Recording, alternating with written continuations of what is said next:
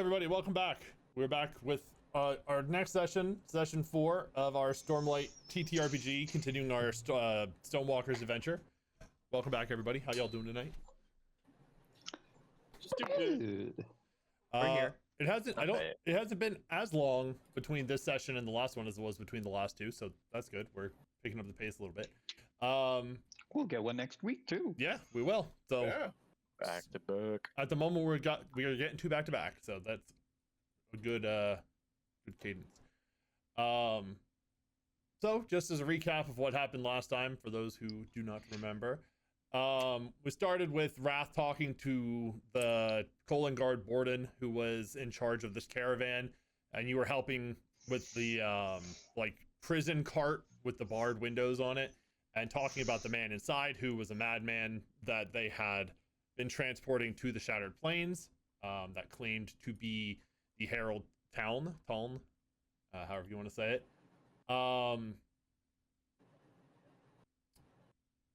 You were told that there was a merchant cart missing from the merchants by Rebin and Hana, and decided to go assist to go look for them and find them before the high storm came.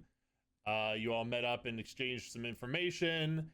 You learned from Tazo that his mission is after an item called an honor blade, which he believes is here in the camp. If the man in the cart is who he claims to be, which Tazo seems to believe that he is. You bullied some soldiers into coming with you to help rescue the merchants. Oh yeah, that's right. After Inari stole unknowingly stole one of their bows. Oh yeah. Yeah. It was good. He's stuck in the mud and realizes Not good for us. Speaking of stuck in the mud, when you approached the wagon after the merchant's daughter also came to camp to get help, she brought you back to the cart. You saw that it was stuck in the mud. The chol was also stuck, so you helped to free it with a bunch of leverage and science. And shortly after you freed it, it was discovered that this trap was left here intentionally, and you were shortly after attacked by bandits.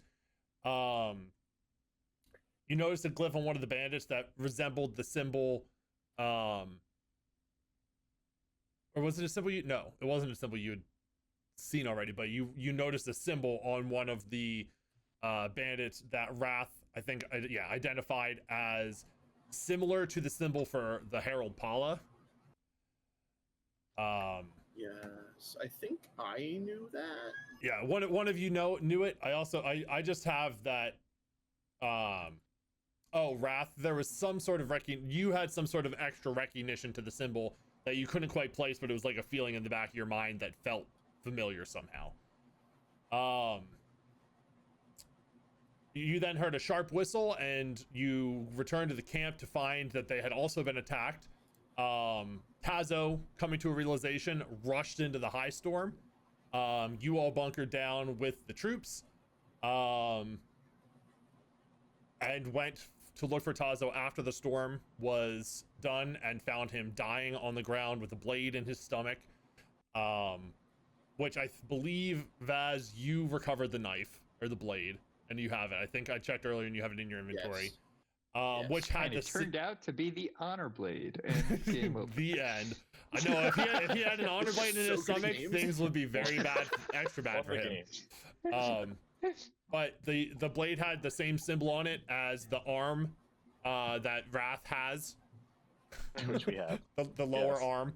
That Or just have it. yeah. Yeah, I remember that too now. In my inventory. With his dying breaths, you were told by Tazo that the bandits were being led by a gold-skinned man, which you all would know to mean he is Iriali. Let's see. Yeah, he confirmed that they have the blade that went missing, even though you checked with Borden, and he confirmed as well as Solvent, Inari Spren, confirmed that a blade was still in the cart. And at the end, Tazo placed a stone that inexplicably led you to him in Vaz's hand, and asked you to promise to fulfill his mission or continue his mission, which you did, and a reverberating voice filled the stone walls of the crossroads and stated that you would not be breaking this this vow. And that is we left off with you guys returning to the camp, helping pack up the soldiers and unprepare for the high storm now that it has passed, and send off a part of the soldier and merchant caravans to go to help rescue the group that you originally came from, and the rest of you are joining up with the caravan to head to the Shattered Plains with Borden and Sergeant LR and the rest of the folks here. With that, any recap questions you guys have before I go through a couple of little notes and stuff that I have? No, not for me. We're connected with our spread, but we've got like the rainbow sprenection or whatever it is, right? What do we got now? Yes. So you guys leveled up, which means that you guys have all 4 characters have taken a talent in their first ideal for their radiant paths. So, right, but we can't use the actual ability from, right? You can only use the breathe stormlight. Yes, so that was part of what I was my update was here. So they all got 5 hit points, 2 new skill ranks, and a new goal as part of their radiant ideals, which is the goal is to speak their first ideal. Which for all of the orders of the Knights Radiant, the first ideal is the same thing. We'll get to that when it comes up in game. I have sent to all of you what it is, but we'll get to how that presents itself in game.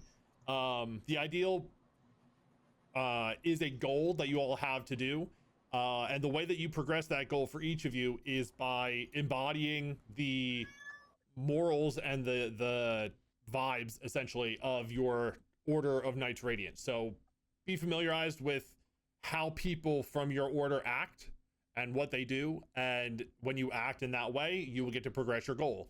When you get to the 3rd progression, you get to the point where you are able to become a Knight Radiant or say your first ideal. Until then, you don't have access to any of your surges yet. You will unlock that once you say the ideal. Until then, you still have access. You now have access to Stormlight, which on your character sheets would coincide with your investiture score, which is under your focus on the left side of your character sheet.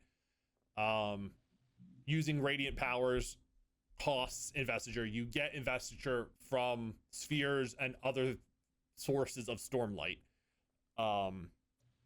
When you start a combat, it is assumed that just like drawing a weapon, you innately reactively inhale Stormlight to refill your investiture. It does bleed out over time, so like after a combat, you're not always guaranteed to have Stormlight on you unless you breathe it in. But you do get 3 new Stormlight actions as part of that. So if you go to your actions tab, you now have down towards the right above your basic actions, you have the Stormlight actions of Breathe Stormlight, Enhance, and Regenerate. So for 2 actions, you can draw in Stormlight, and as long as you have spheres on you, and except for very specific scenarios, you will always have spheres and they will always have Stormlight in them. So as long as you have a reasonable amount of wealth, you have enough Stormlight to fill your investiture at all times, basically. There are very specific times of year, and like if you spend all your money and have none, you have no sources to draw Stormlight from, so that could be a problem too, so keep that in mind. But in general, you have enough to do it. You also now have access to the Enhance action. When you cast the Enhance action as a single action and you spend 1 investiture, it gives you a +1 boost to strength and speed. I think I said or last time when we were discussing it at first, but it's both. It costs 1 investiture, and then at the start of each turn, you can continue it for as a free action by just spending an additional investiture. So you boost your strength and your speed, and it just boosts all of your skills and stuff that are related to those 2 stats. Cool. And then lastly is regenerate, which is a free action, also costs 1 investiture, but every turn as a free action, you can spend an investiture to heal 1d6 plus your tier hit points. Your tier is tier 1 right now. So yeah, every turn for free, even if you're unconscious, you can do this. I believe Breathe, Stormlight, and Regenerate are both things that can be done while unconscious, as long as you have spheres on you or some other source of Stormlight nearby. So yeah, you have basically free healing. And I will let you know if we're in a scenario where like you don't have better access to Stormlight, so you have to be more frugal with what you use. But for the most part, you will be able to use it as you wish. And that'll be the same way once you get access to your radiant surges and things like that. But that'll come up more after you speak your first ideal. Let's see other notes here. And we don't have any spheres to start. No, you all have spheres in your inventory. That's the money you have. So like you have 21. Gotcha. I know you have 21 marks. Gotcha. Marks are spheres. That's just spheres are the type or like the general name for money. Marks is a more specific denomination. Cool. Does our investiture, like, do we always have it, or do we have to breathe Stormlight like at the beginning of every day to get it? So you breathe Stormlight at the beginning of a fight. You don't breathe it at the beginning of the day because it gradually leaks out of you, like whenever you speak, or like just from your pores. Essentially, the light pours out of you. When you are invested with Stormlight, you do give off light. So you faint wisp of light. Yeah, so you don't want to have it in you unless you're planning on using it, or else you're just wasting it. So that's why it says like at the start of a fight, you will instinctively breathe Stormlight, so it won't cost you an action at the start of combat unless you're surprised for that combat. Oh, okay, all right. Yeah, like right now my sheet says 5 out of 5 investiture, but that's not correct, right? Yeah, technically you should be at 0 right now because that's okay. All right, that's because that makes more sense. It just did that when I leveled you up. It just assumed that you started with the investiture. Okay. Understood. So yeah, good point. If you guys want to mark that as 0 right now, that would probably be good. Done. All right. So I think we will get back into the story then. So we ended with you guys gathering up and breaking down camp with the soldiers and beginning to travel with them towards the Shattered Plains.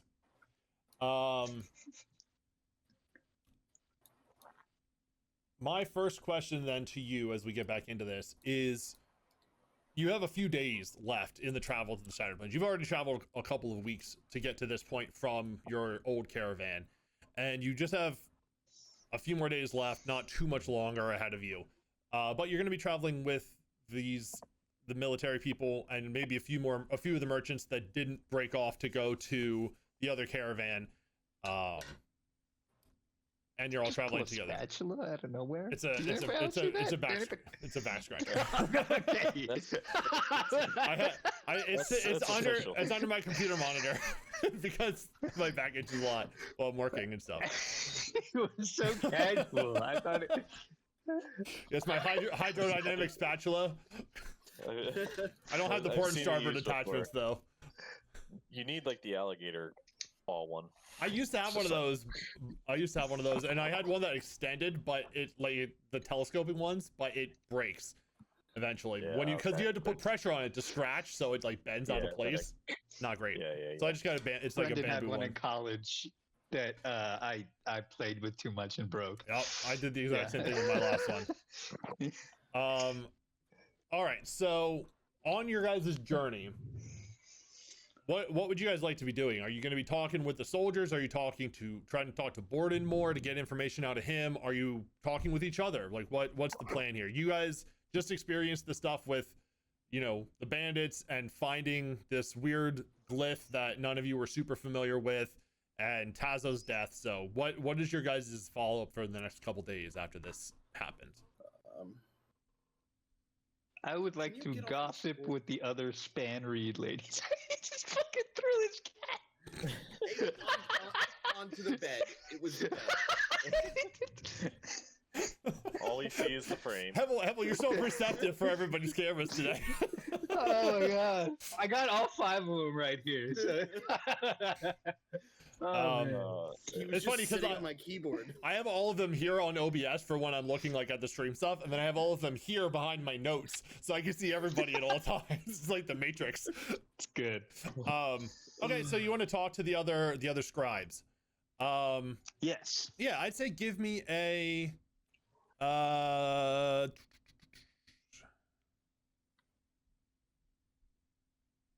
There's not really like a charisma. Maybe just presence, just a straight presence roll. Ooh, okay. Which is just a roll +1, a d20 +1. Okay. Sure. I don't actually know if you're supposed to make like straight presence rolls or straight awareness rolls. Yeah, there's not a way to like figure click out to a do way it. to just click presence, so I'm just gonna roll a d20. Yeah, maybe persuasion or leadership. Then use one of the presence skills. I think technically you're supposed to just like use the skills rather than. So you. Okay. I'm asking both of those, so we'll just do presence. Did it do it? It did. 18. I see it. That's good. So yeah, you you know, they saw the women here saw you go and help the merchant and stuff with the other guys when they were in need, and you know that kind of endured you to them a little bit. Endeared, that's the word. Endeared you to them a little bit. So yeah, they'll talk with you a little bit, and you know, you learn a lot of just like basic gossip from the war camps and things like that, because they've all been in touch with people back in Kolinar and ahead in the war camps that they're planning on going and meeting up with. Yeah, I figured they're probably the most in tune with what's going on. Yeah, because they get all the messages. I think one thing that you learn about that is a good source of information for when you get to the war camp is a let's see, a woman named Bettany. I don't know exactly how to say her name, but it's Bettani. Brightness Bettany. Bettany. There's a pronunciation here. That's what I was thinking it was going to end up. Yeah, Brightness Bettany, who is a scribe for House Colon, and she let's see, where is the name for the place that she?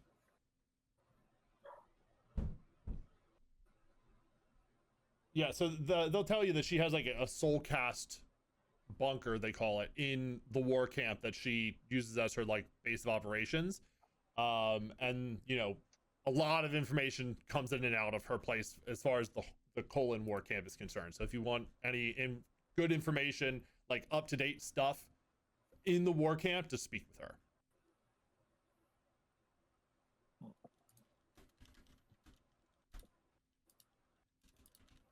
Okay.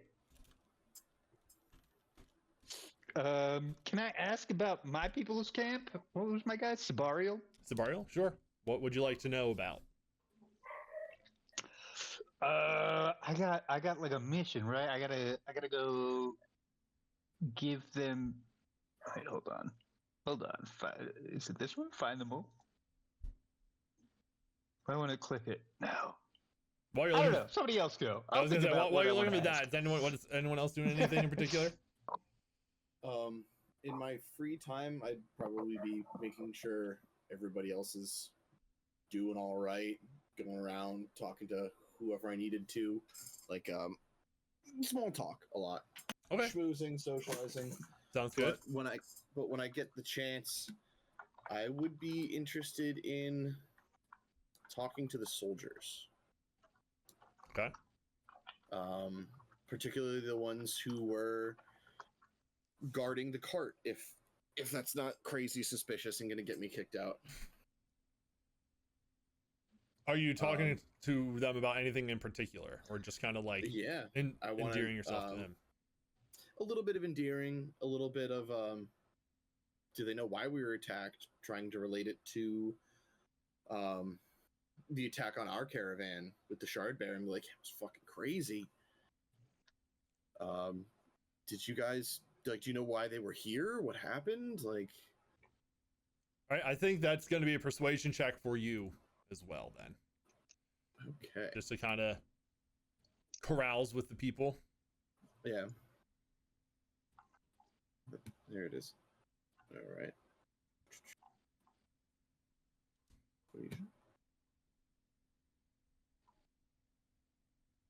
Be good to me. Oh, it sure was. That is Heck a yeah. natural 20, which will lead to an opportunity here as well. So I think what you will learn here is,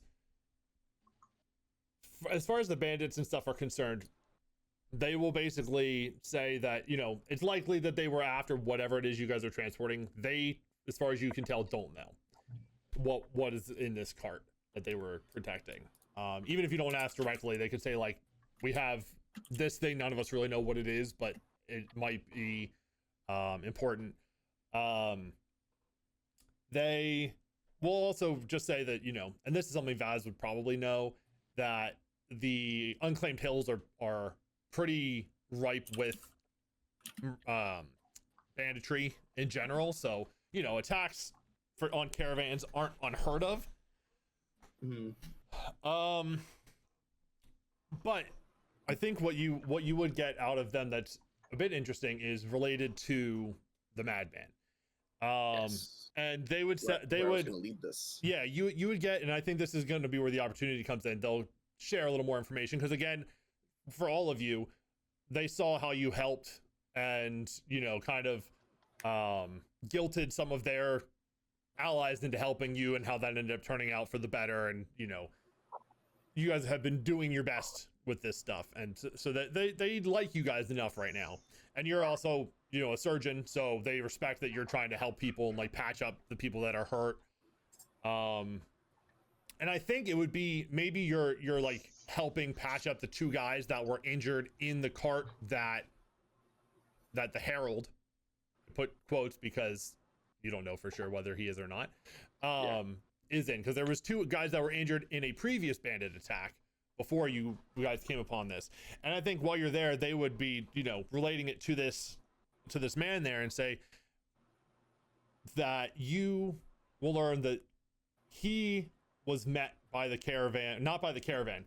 He arrived at Kolinar weeks past, before the caravan left the city.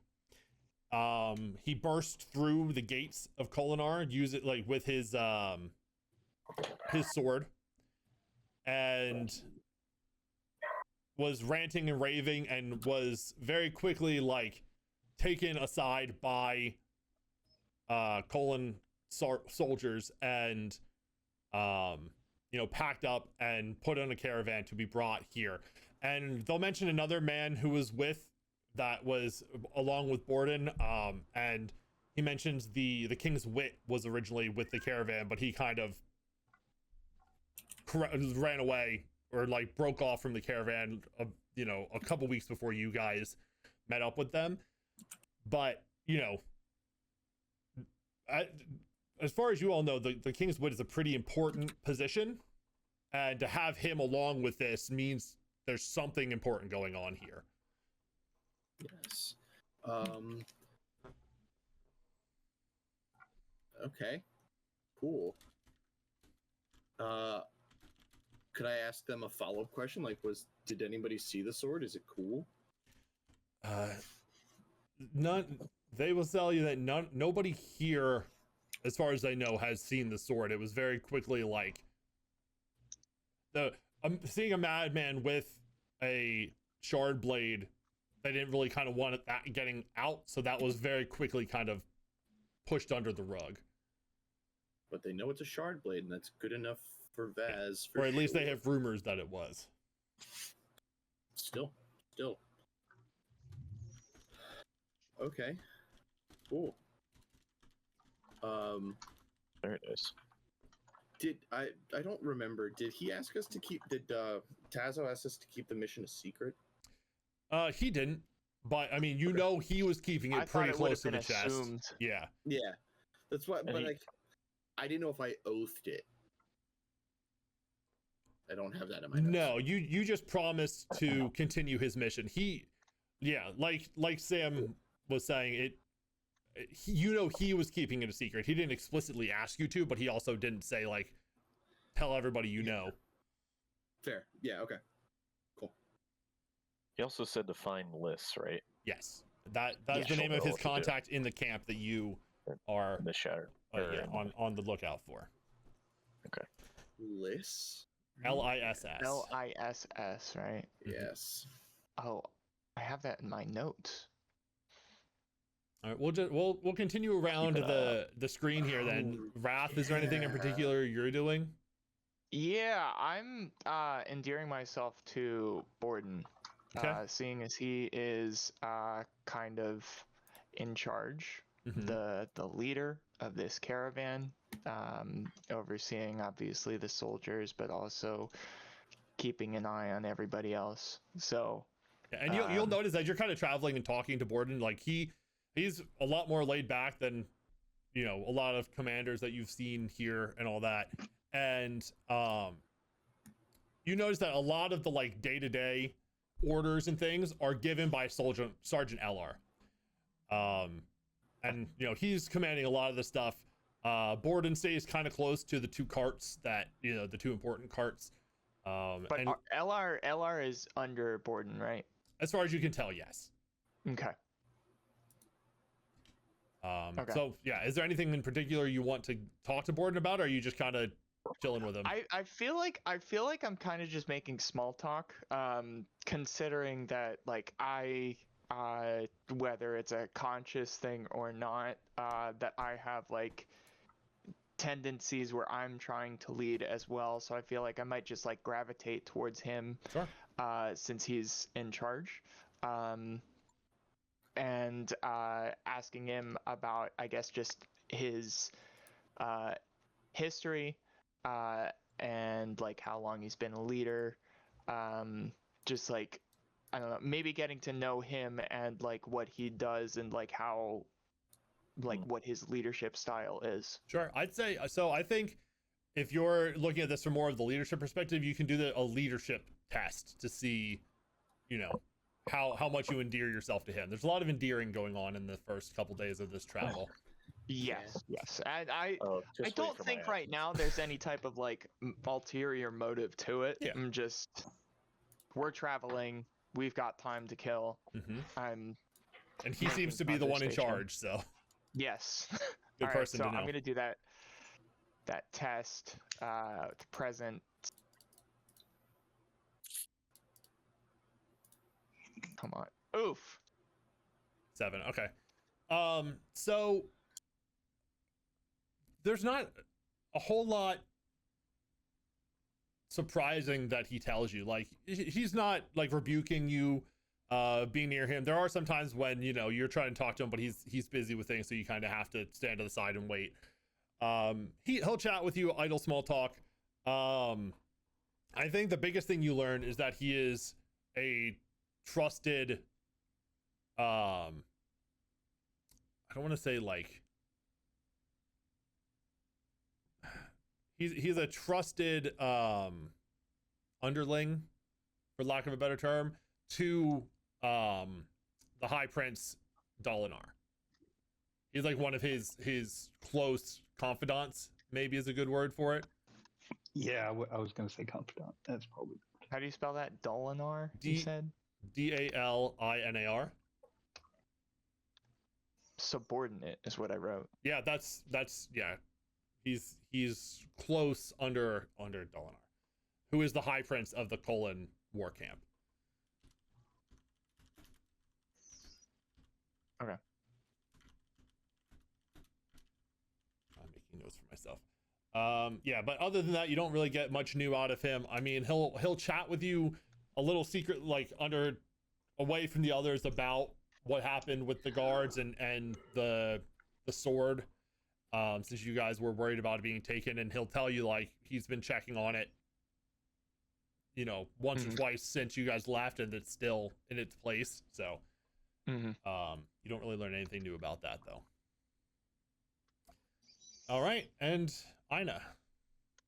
So to stay on the endear train, I'm going to try to make one friend.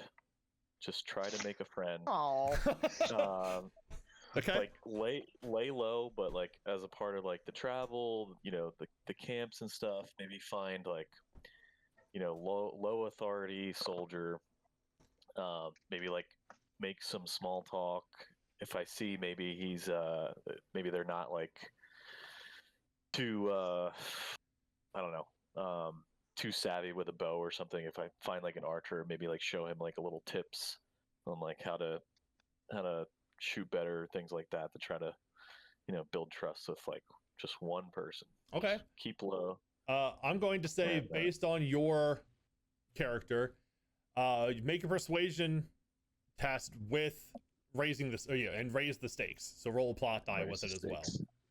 Okay. Sounds good. Persuasion. And raise the stakes. Come on. Okay, a 12 with an opportunity. All right. So it does take like 2 or 3 days for you to sort of suss out who would be open to this kind of discussion, because I'd say there are probably a couple of other listeners that are part of this group, that are, you know, Parshman servants of the group. So for the first day or two, you're like walking around, and a couple of the soldiers will like call you over and give you orders to do things, and like just direct you around, and you try to talk to them or, you know, strike a conversation, and they look at you confused and then kind of just make you do your work, essentially. Whether you follow through with it and do it or not is your choice. But I think, on like the second or third day, one of the guys that you were, you know, went up to a couple of times, who at first was trying to give you stuff to do, pays attention to what you're saying and realizes that you're trying to have a discussion with him. And I think he will actively have a conversation with you, and you see him interested in, like, he asks you questions about like how, like, you're very different than the other Parshman here, he says, and things like that.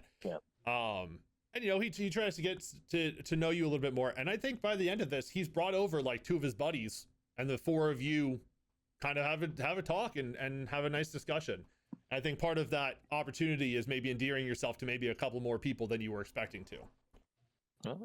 Cool. Like it. Yeah. Just trying to build up like a little level of trust, very slowly but surely, and then, you know, maybe like getting some more information out of them too, as far as like where they're from and like just the dynamic of the work camp and the group. So. Yeah. And you don't learn anything really of substance from them, I don't think, but you know, you get some information about where they're from. Most of them are from like little towns around Kolinar, probably. You know, you learn a little bit about the High Prince, about Dolinar Kholin, that he's a very like strict and regimented person. The war camp is very orderly and kept very, you know, very structured.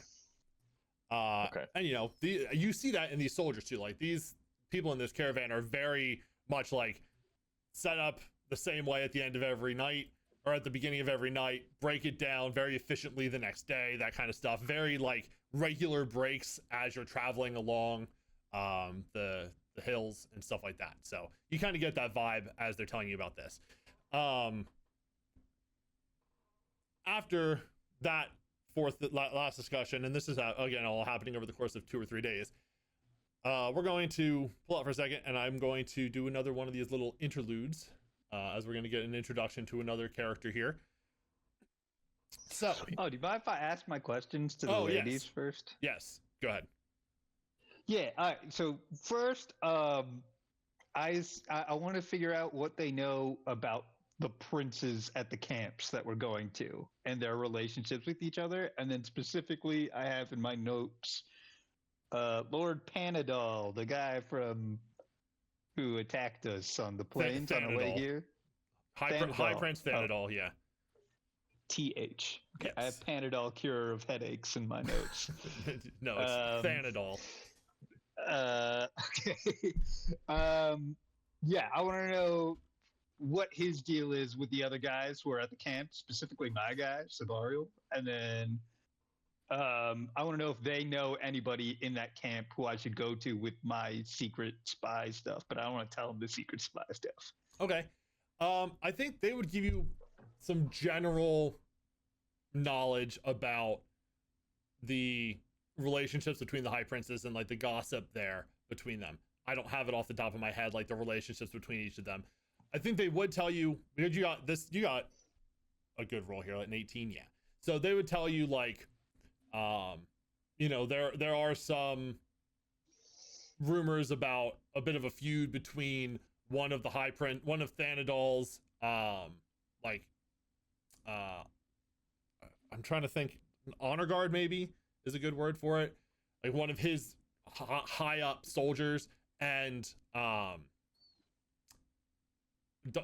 Adolin Colin, who is High Prince Dalinar's son. So there's a little bit of heat there between them. And then as far as the burial, I think they would direct you to what's her name?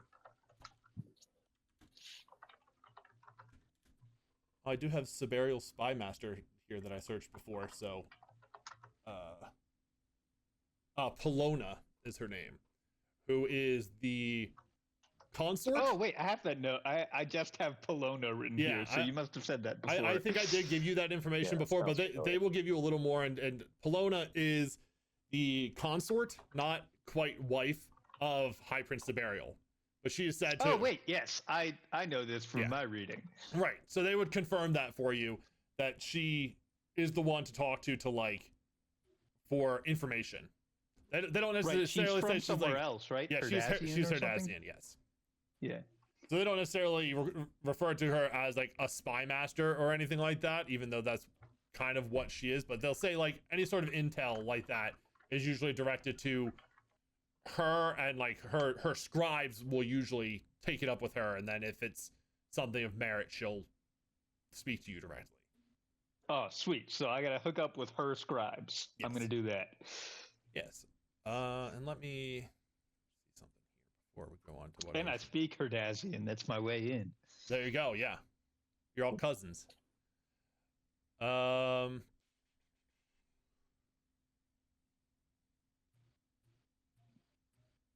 Just looking. All right, cool. Thank you. Mm-hmm. That's useful. That's very good. I still can't remember what my super secret spy scroll is. It was from the first session, and I have no recollection of what we actually said it was in it. But it's a name. We'll figure it out. It's a name of possible like moles in the war camp, in Sabarial's war camp, that you were sent to, or that your teacher was going to come to look into. Right. Then he choked on a peach pit and died. Yeah, basically. Coward. It was a parafruit pit, but yeah. That's storming, man. I need to remember to use storming more often. I swear. Okay, so after those discussions are had, specifically after Ina's is completed, we kind of go back in time a little bit, and we're going to learn about a certain spren. So the winds are changing and the state of the world with it. The honor spren are very close cousins to the wind, and thus feel these shifts acutely. Father has been opposed to the resuming of the relationship with the humans after what happened the last time, but that is not what Zafirna is, or sorry, Zafirna, right, Kapudi? Is that? Yeah. Okay. Yep. Is interested in. She has an eye on someone else. The field of battle is often a place where one's honor is on full display. It is easy to fight to protect oneself, look out for your own well-being, or even that of those close to you. It is another to put yourself at risk for another's safety, to risk everything to prevent harm from coming to a total stranger, or even more impressive, a rival or enemy. So battles are what Zephyrinus searches, and what better battlefields than those of the Alethi, a people known for their love of combat. Zephyrinus was not looking to bond a human, but was keeping the possibility open. However, in a surprise to even her, she found a needle in a haystack, a marbled form among the human masses. She witnessed the ambush on the blue soldiers, and an underhanded tactic that she has seen used on many occasions, and the fight proceeded how they often do. The tide shifting back and forth between the two sides, with neither ever having full control. However, that was not what held her attention. A carapaced form among the sea of human flesh moved with grace across the battlefield. This form jumped into action the moment the conflict began, grabbing a weapon and moving into a defensive position. He went to the aid of multiple blue soldiers in danger and succeeded in keeping them alive. At one point, she even witnessed him run to interpose himself between a fallen man and an attacker, raise his bow, and take down the swordsman. Then there was the rock slide. Many people falling beneath the stones, tumbling down the cliffside. In an astonishing move, she watched him move toward the raining debris just to aid another fallen human. This man, a singer, putting himself in such constant harm only to protect the humans that so often take his kind as property. That is a person of honor. At that moment, Zephyrinus knew that she had found her partner. And I think after this discussion, speaking to these three men that you have started to build a bit of a early friendship with, I'd say maybe you walk away, I know, kind of happy about this happening, and kind of get away from the crowd right now to maybe not be reminded of how a lot of the humans will treat you by like being called over by another one. And you hear a voice. You feel a gust of wind blow by you, which you've been feeling a lot recently. And you hear, why do you try to be such good friends with them? They don't always treat you well. Why do you choose to be their friends? I'll kind of just be like a little in shock, like, what? Yeah, and you like, look around and no one else, where the voice is coming from. no one else seems to have reacted to hearing anything, but you turn and you see maybe just over your shoulder a small blue form wearing very Alethi looking clothing, but just a very small woman, maybe like 5 inches tall. She's just looking at you with her head cocked to the side. I was like, is that you? Did you say that? Yes, that was me. Oh, sorry, you were watching me back there? Yes, I've been watching you for a little while. I see. What did she ask, like, why? Yeah, why are you talking to them? Why are you trying to be friends with them when they treat you like they do? Yeah. Well, sometimes it takes, one showing somebody a little different perspective to open their eyes to something a little different than what they know. So that's my goal here. Show them a little bit about me and what I'm all about.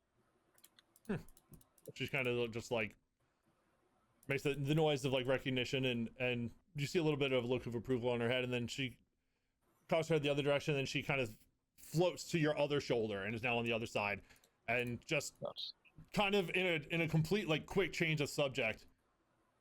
Why didn't you go save your friend when he ran into the storm?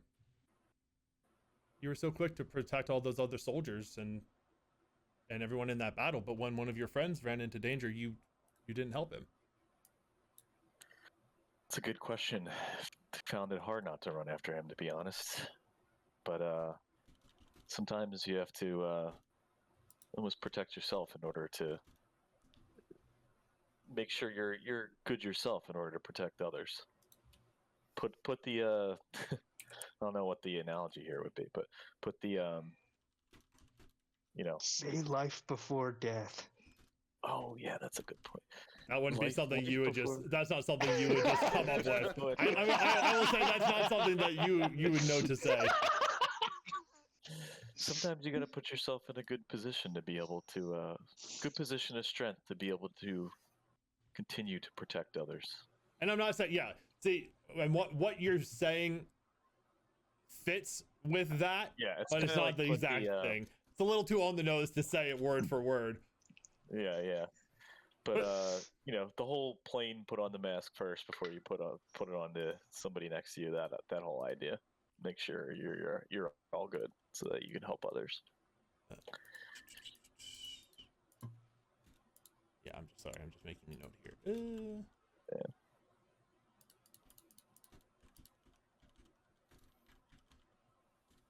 I guess that makes sense. Yeah, I guess you're not going to be much help to anybody else if you're injured yourself.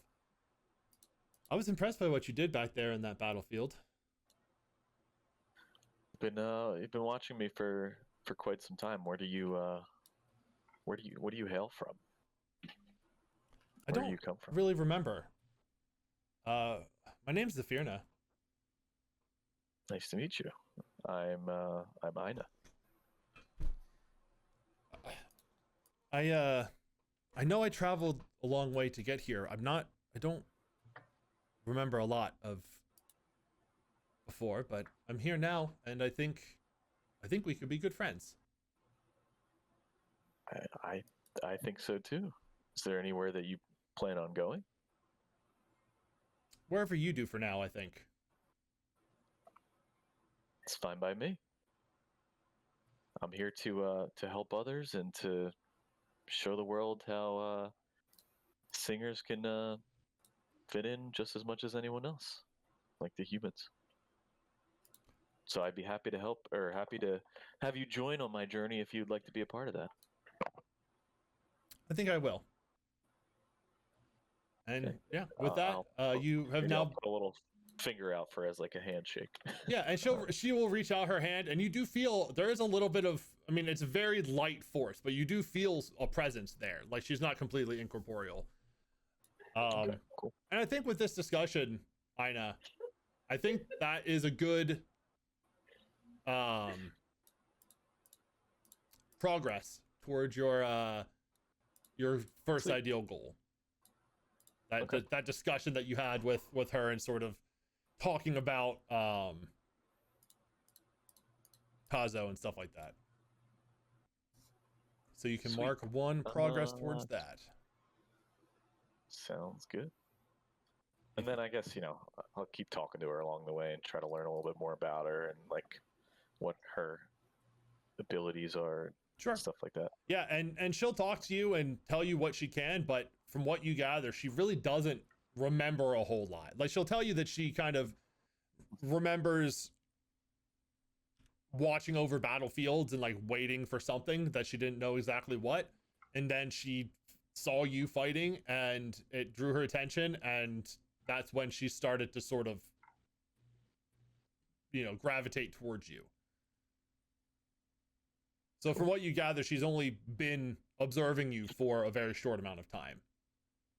Well, I mean, for the last Okay. couple of weeks, I guess. What did you see that was so special about me? And she'll basically explain what I read in that little blurb, Yeah, like okay. watching you sort of like dash around to help the different soldiers that were in need, and relates it to what she was asking about, like you trying to be friends with the humans. Like they treat your people so Yeah. badly and you're helping them and stuff like that. So Yeah. Cool.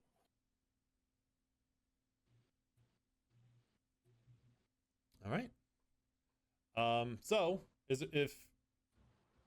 there any discussion you four would like to have with each other, or Vaz or Inari with your respective spren?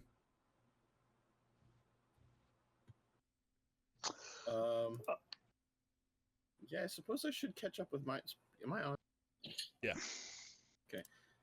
Yeah, I suppose I should catch up with my spren. I need to be more mindful of doing that in general.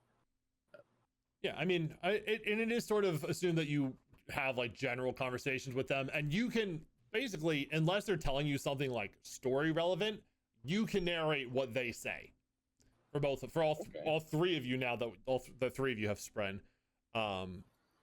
They're basically a secondary character for you to use to interact with the world, and I can interject things that they will know or notice on occasion. So, if you want to kind of discuss the kind of conversations you have with them, that's totally fine. Sure. Yeah, I guess I just have a general conversation with Tiff, because I know generally why Tiff is with me at this point, right? I've known Tiff for a little while. Yeah. You two have been together for a bit. Yeah. And I'm just like, how are we doing? Things have been super chaotic, but I think all in all, it could be a lot worse, right? And I think she agrees with you on that, and would agree that going to a war camp is a good place to help more people. Mm-hmm. Which I think is an agreement that you two came to before coming all this way in the first place. Yeah, I believe that's right, and I'd even mentioned we're meeting tons of people too. It's been a good experience. Inari, anything for you? I would say it's likely that every day we would like parse through the day together for like a full whatever debrief? information. Yeah, essentially, yeah. Whatever information we gathered that day, and making sort of seeing how that helps us kind of get to just improving. Cool. Just being better. Yeah. Gathering the information that the scribes gave you and figuring out like a game plan for when you arrive at the war camps and stuff like that. Mm-hmm. Which brings me to what you guys are traveling, and I'll introduce the war camps and the planes in a second, but do you guys want to discuss your plan for when you arrive at the camp? Yeah. We should, yeah. So the main goal, we gotta we're gonna track down that sword that's missing. Yes, and we got to talk to Liz, who is in Sabariel's camp, right? You don't know where she is. Okay. No, the one Polona is in Sabariel's camp. That's the one I gotta talk to. I know Polona's there. You just know Liz was said to be at in the war camps somewhere at the Shattered Plains. Okay.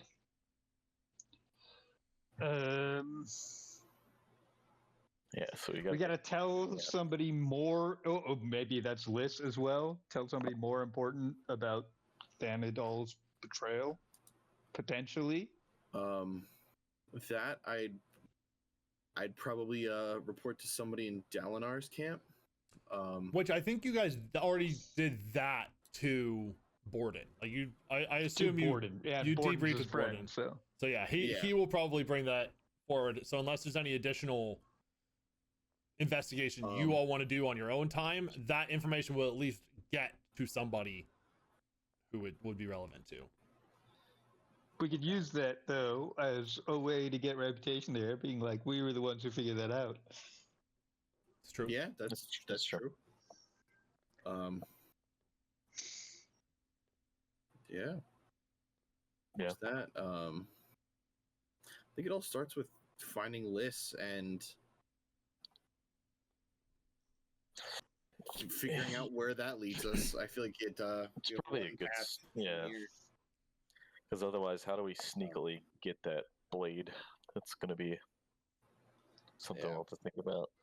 It's not in the camp, right? Like it wasn't taken to the camp. We don't know. The one that you were told by Tazo that the bandits took, he just said that they ran off into the high storm. So he didn't know on his passing where they were going. And he was in like this divot in the ground, right? So he was between the wall of the crossroads, like the natural 1,000-foot or a couple 100-foot high wall, and this unnatural formation of land that was trying to like give him cover. So he was kind of like sandwiched between those two.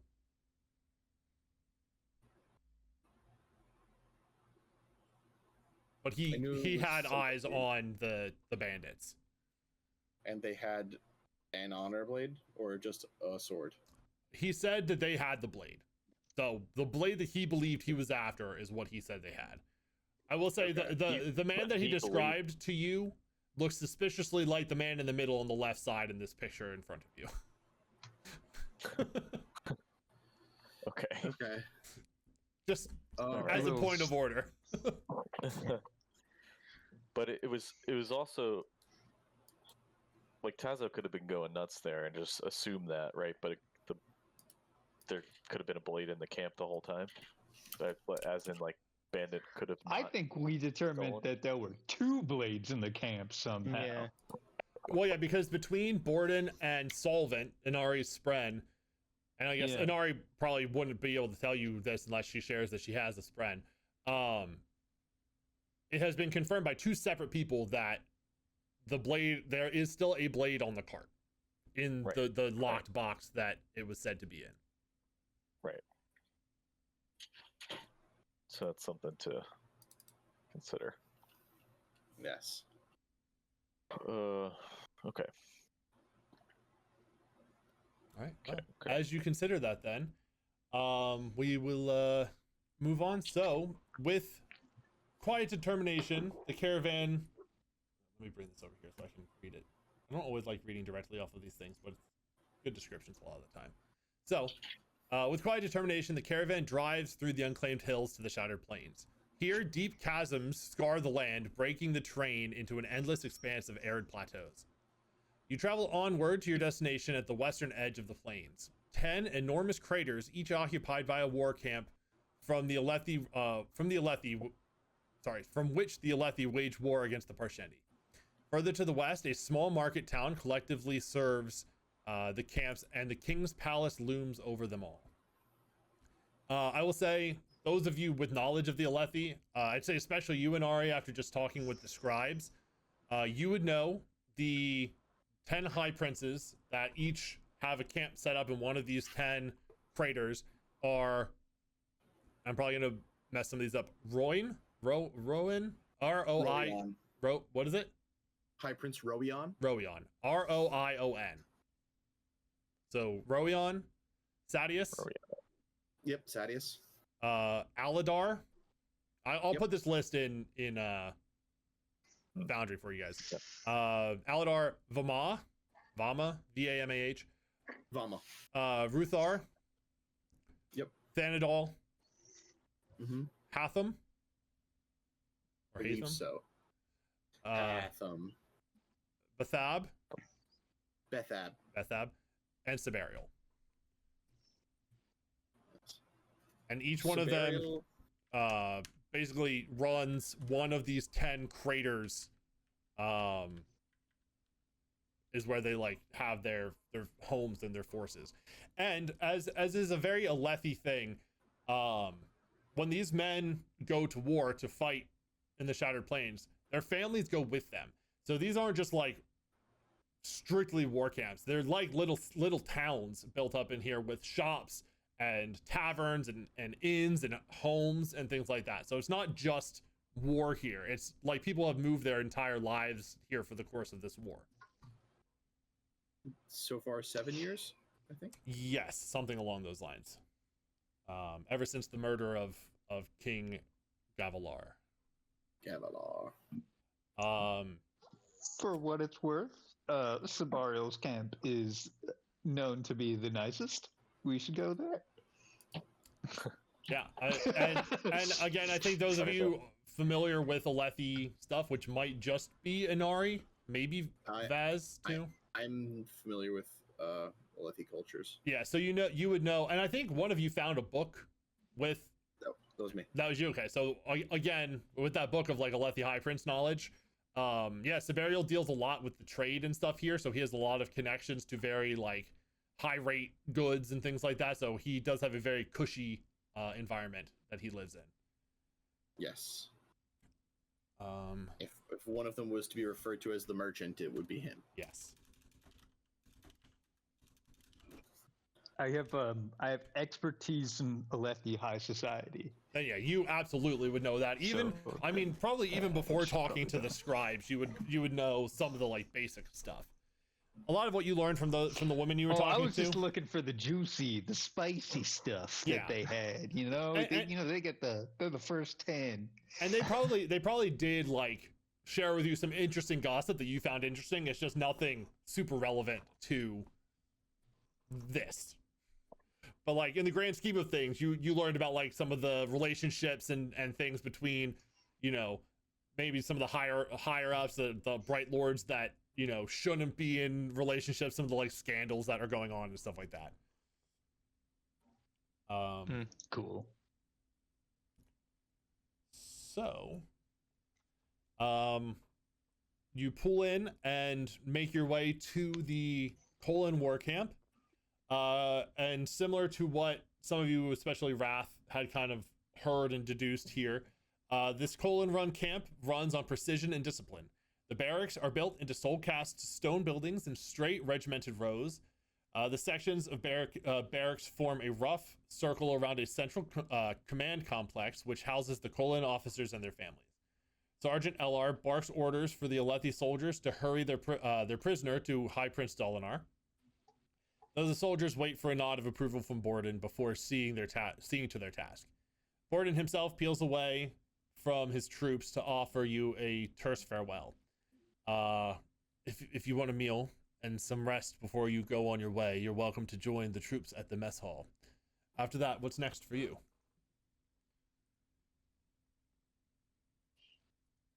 Who did you directed to?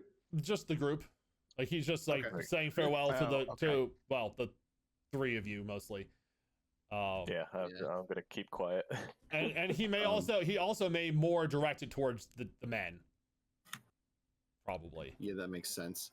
I'd say, well, we made a promise to our friend Tazo that we would try and find someone for him or something.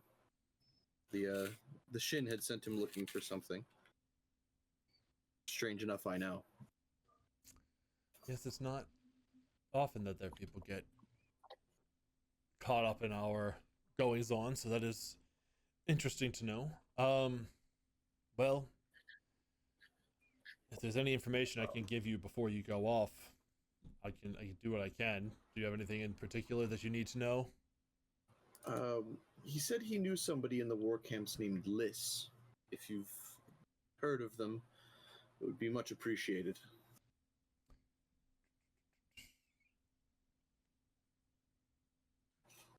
Let me see here, because he does have something he can say.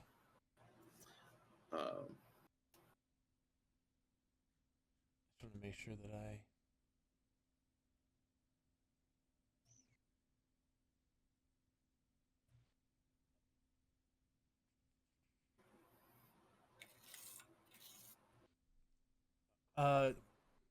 Liss. Okay, I will note that name down. Obviously we just arrived, so there's more information here that I'm not aware of. So I will do some searching around. Go get settled, and I can look into it more and maybe give you some information when you get back. How's that sound? Is the cart with the herald still here somewhere? No, that was the prisoner they were talking about bringing to Dolinar. I would also ask if he knew if it's somewhere in my notes. The archery lord was stationed at the camps. I'll have to. What was his name again? I think it's an A name. Yeah, of course it is. He served under Adolin. I have the name here. Hold on. Should Ashelem. we try to tag along with the prisoner? Yeah, I'm kind of wondering where that party's going to be going. Archery Lord Yeah. Ashelem. Last I heard, he should be around here somewhere, but again, I'm not completely up to the goings on of recent events, so I'll look into that too, and I'll let you know if I can track down his location while I'm checking in with the High Prince and all. Absolutely, it's much appreciated. Bright Lord. Well, and as Bright you, Lord? It's Bright Lord? no, he's just Okay. a, Lord? like a commander. Okay. I don't know if he's Light Eye or not, actually. Is there? As a commander, he kind of He probably has to be, right? Should be probably. at least outranked a lot of other people. So yeah, I Yeah. guess he would be Bright Lord. So as you guys are having this discussion, the contingent of the forces here have broken off with the cart and are like moving off with it. Yeah. Okay. So, is it only soldiers there, or are there like other people? Like, if he's presented to the High Prince or whoever it is, Dalinar or whatever the guy, who's in the audience there? Can like anybody show up? Can I be there?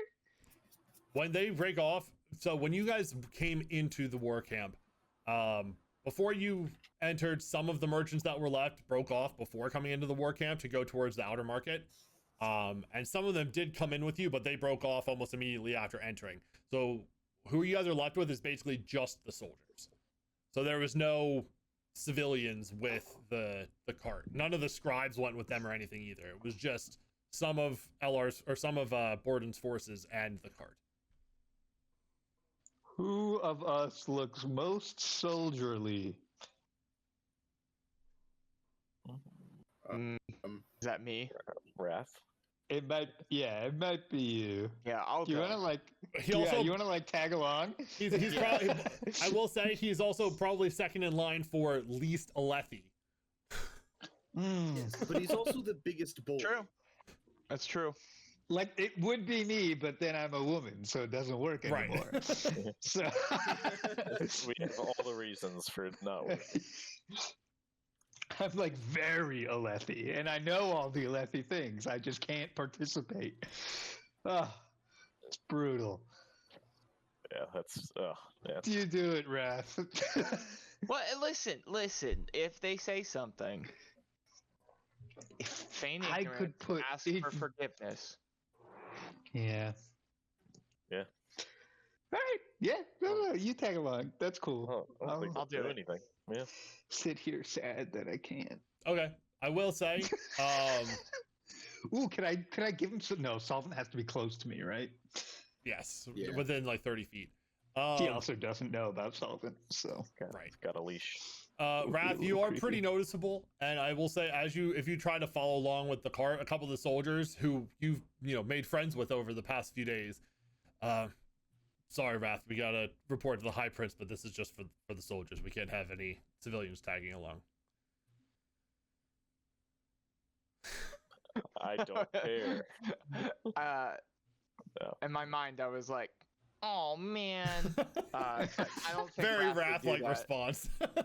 Oh, Please. taught her so. I'm no. just going to the bathroom. It's also this way. No, Rath would not do that. Oh, I'm also going this way. Yeah. Rath would. My apologies. I did not mean to intrude. It's completely understandable. Well, it was nice traveling though with you. Meet you for a drink at the Ornery Chawl later on if you'd like. I'll take you up on that. Yeah, he'll tell us what happened. Yeah. Over a drink. And he will tell you where the Ornery Chawl is revealed on the map now. I learned how to reveal things on these maps. Ooh. Fun. Ah, okay. So it's right near the entrance. So pretty close to where you guys are right now. Okay. Whereabouts are we relative to the Ornery Chawl? I'd say when you We're guys probably down the military base down here. No, so when you guys came in and started to break off and everyone started to like disperse, that was probably close to the entrance of the gate. Like Borden is sending everybody off to go do various tasks and things. Okay. Some of them are going to head back to like the barracks and stuff, but they have not done that yet.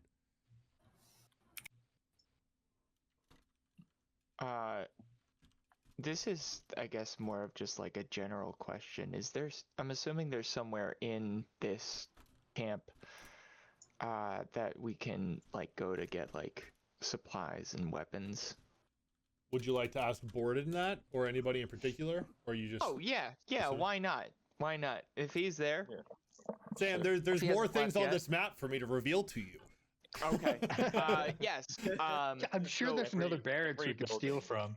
from. Before he gets a chance, worked out in our favor. to disappear, I go over to Borden and I ask him, just a couple of things that we might be able to check out specifically about. Is there somewhere we can resupply? Do you have? Is there somewhere nearby where we can exchange for weapons or armor? Yeah. I'm not So, with them, right?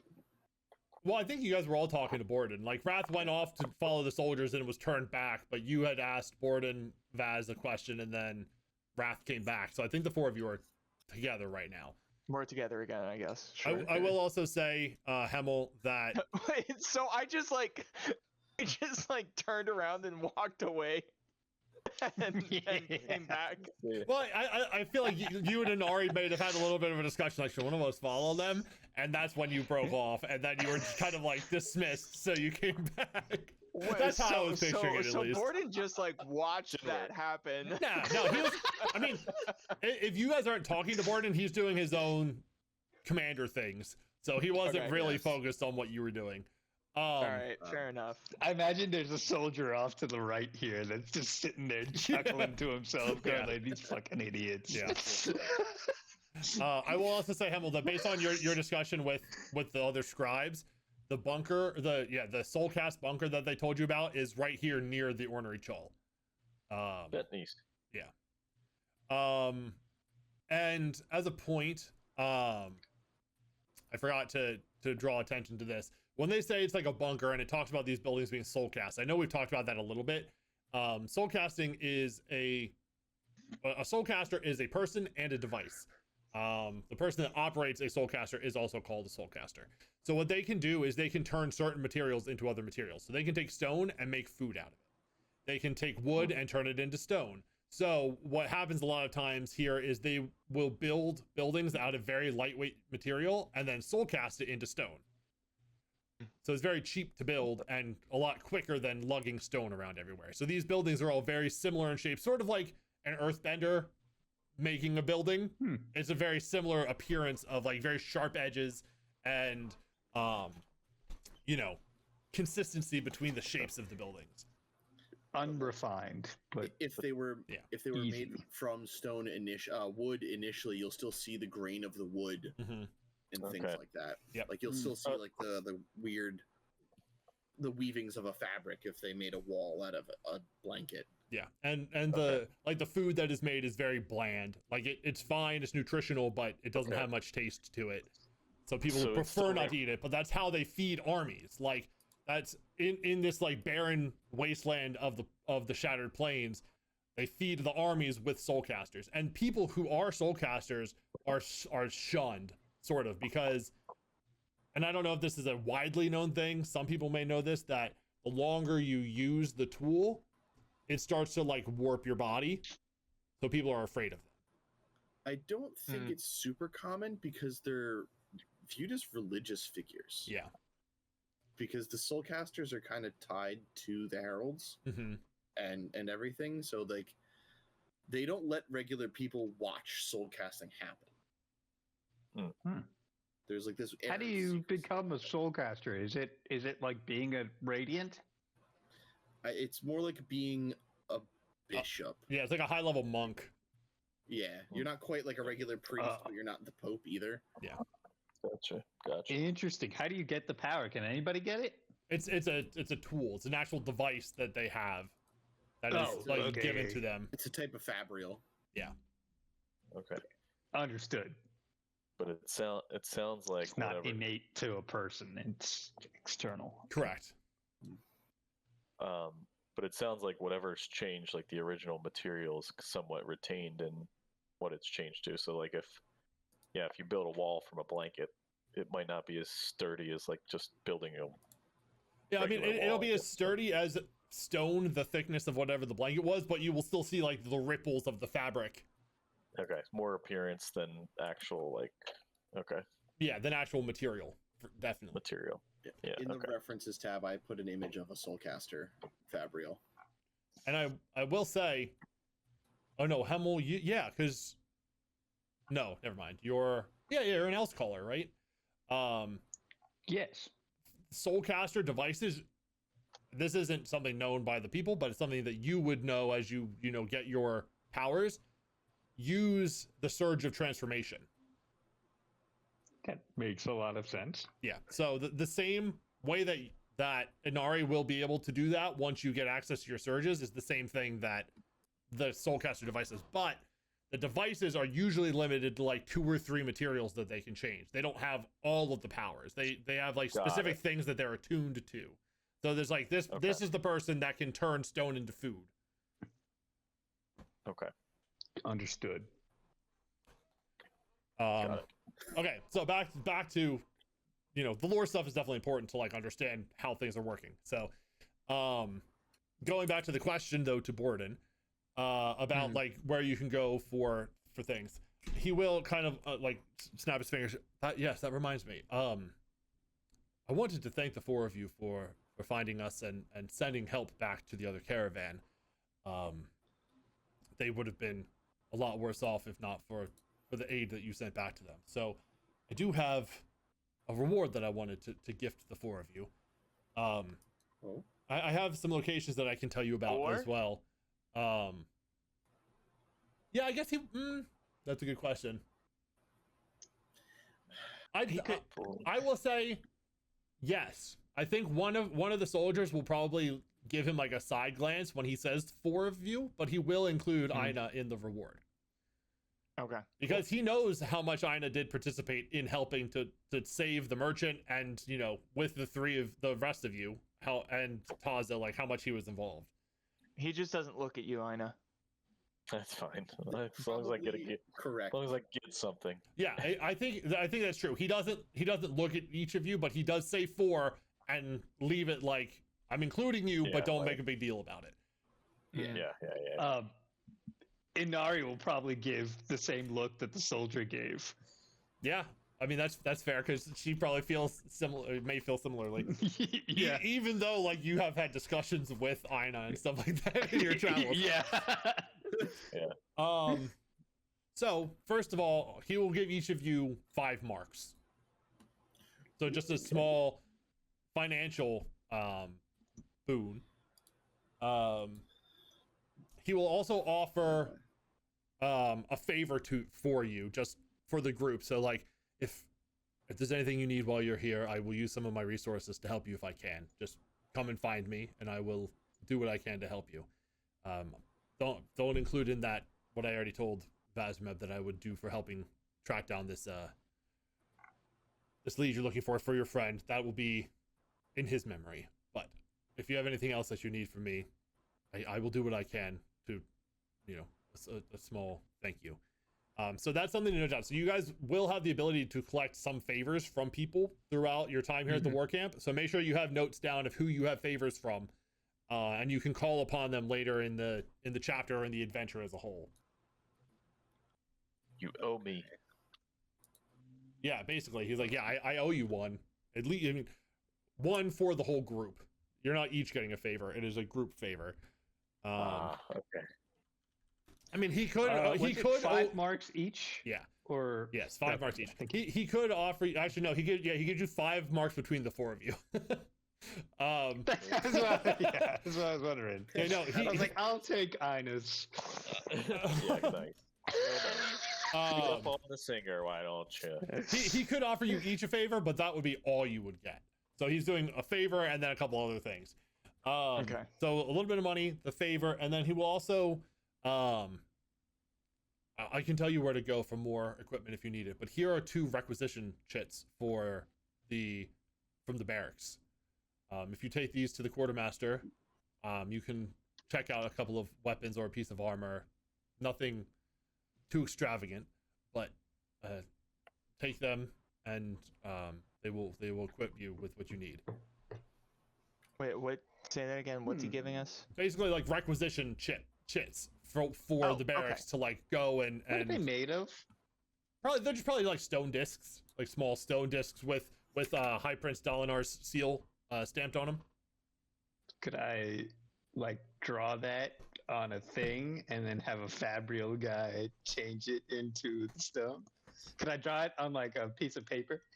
Yeah, I mean, he will give you 2 of them, so you could take like whether like a relief of it or like a charcoal rubbing of it to get like the symbol down and everything. If you wanted to, yeah, you absolutely just could. Make a bunch of requisition chips for free at a Fabrial guy or a Soulcaster. Yeah, if you wanted to do that, you certainly could. I think about it. Counter. Position. What's up, Evan? How do I spell his name? Bordin, Bordin. Oh, D-I-N? I've been writing D-E-N this whole time. E this whole Yeah, me time. too. It changes everything. And I revealed where the barracks is. Well, I guess it wouldn't really be the barracks. It would be because the barracks are like where they sleep and stuff. That's not really where they're going. It would probably be around that area still. So down here in the south is where the barracks are that you can go to claim that stuff. Gosh darn it. Are there Learning rules that his for- name... He's Learning gotta that his change it in name his is notes. spelled with an I have to go back and literally edit 4 pages of notes. Just control F, do a find replace, and replace all. Easy. Hemal, what were you asking? I think it just changes his personality completely. That's my problem. Are there rules for Soulcasters? Like, are there things they are not allowed to Soulcast?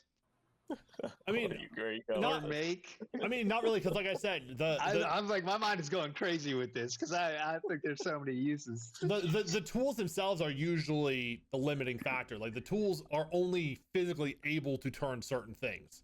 Like each one has its own specific limitations, so they wouldn't give a dangerous one to a person. I mean, they may in this case because they are like high-ranking religious figures. But like a normal person couldn't get their hands on a soulcaster that would kill somebody, essentially. Okay. Inari's over here trying to turn sand to marks. See, the scary part. Yeah, I'm trying to find what exactly you get it. The scary thing is though, Inari is the one that is going to get this power from the Radiant Order. It's just built in. She doesn't need the tool.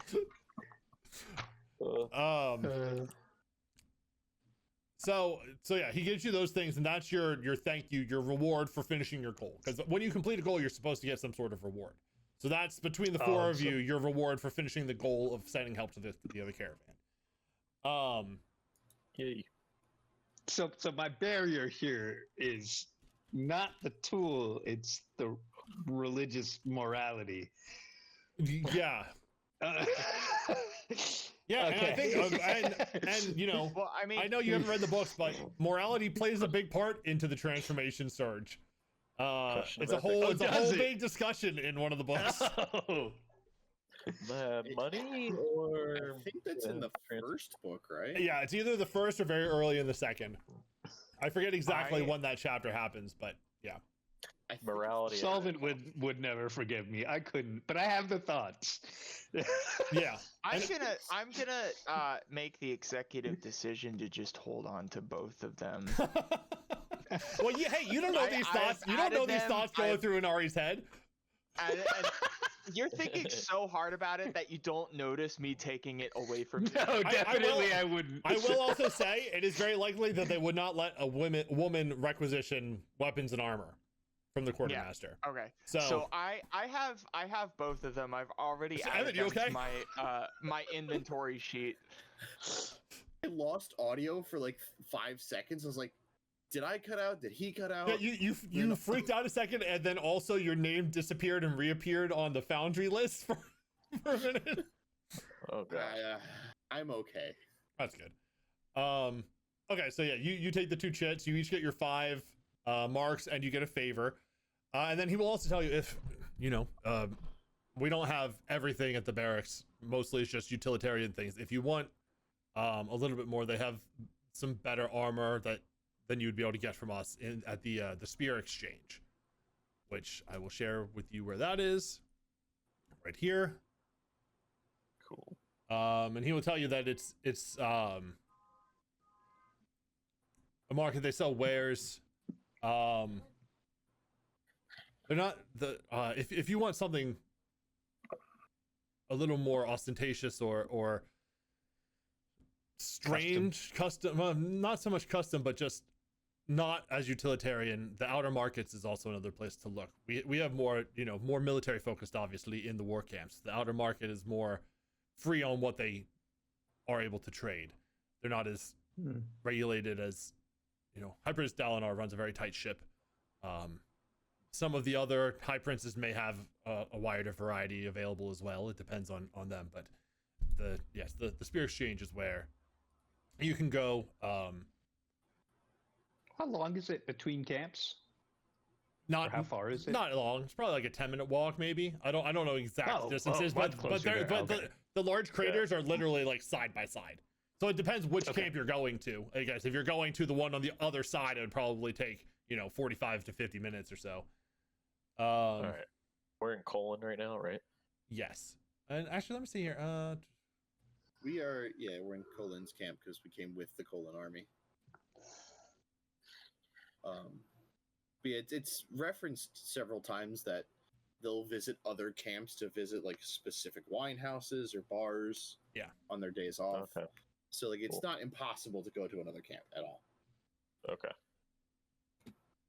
And he'll tell you like the sergeant at the Spear Exchange. His name is Yaren. He'll happily sell to you if you're looking to buy some stuff that you can't find at the barracks. Did he know Liz? He said that he would come back. While you guys got settled into some of your own stuff, he would look into it and then give you the information. Did he Perfect. tell us where the mess hall was? Oh, yeah, where can we because he stay? told you could go eat with the men. He would tell you where the mess hall is. It's near where the barracks are to like requisition your stuff. Okay. I Yeah, wasn't I- sure Where do if the that just wasn't scribes revealed. eat? Where the scribes meet. Okay, I can tell you that too. So, I might as well just kind of go around and he would kind of give you a rundown of more of the stuff that's here, since you guys are asking for a couple different things, which is good to kind of ask to know the way around. So, Vaz, he would actually probably, you just pointed this out. This is actually like the medical center down at the bottom here. Cool. He would tell you, what is this here? I want to make sure I'm giving you the right info.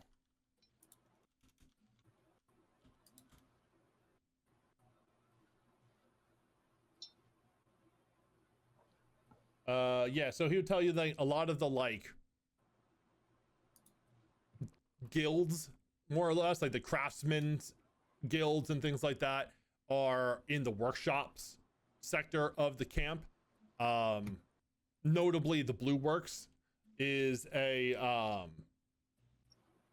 he explains, the king's mother is a very big proponent of research and very interested in crafting fabrials and things of that nature. So she gives a lot to craftsmen in the camp, and a lot of them stay in the workshops area. The Blue Works itself, she is a major patron of, and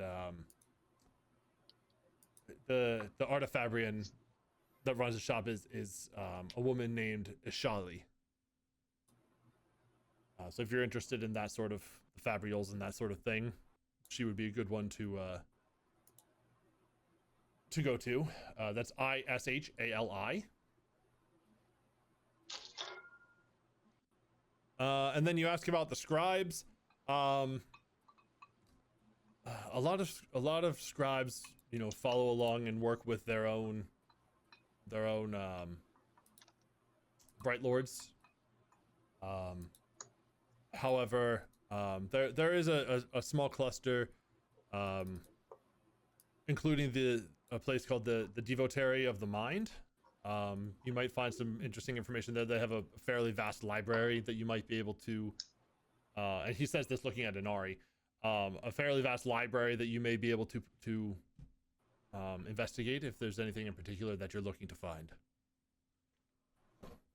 Good to know. And yeah, I think that would be where he would leave that. So if there's nothing else you need from me, Vazrmeb, I will follow up on your questions for the Archery Lord and for your friend's contact. Do you have anywhere to stay? Do you know where you'll be staying? No, that was my next question. Yeah, where do we stay? Well, a favorite of some of the soldiers here is right here near the front gate. The Ornery Chal is a favorite. It's modest. Oh, you can stay there. Cool. Yeah, it is a modest condition. I'll send word. Again for as a thanks. The first night is on us, but I'll send word ahead that the four of you will be arriving. And he kind of whispers to, or not whispers, but talks to one of the soldiers nearby and sends him to give official word to save a couple rooms for you all.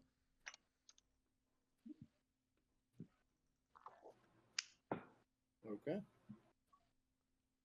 Nice. Nice.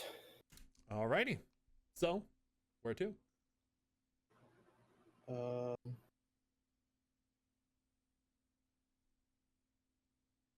day is it? What day is it? Time of day. Oh, what time of day? God, you scared me for a second. Sorry. Because I do have a calendar and I could figure out what day it is, but I don't want to do that right now. It's probably late afternoon at this point. Okay.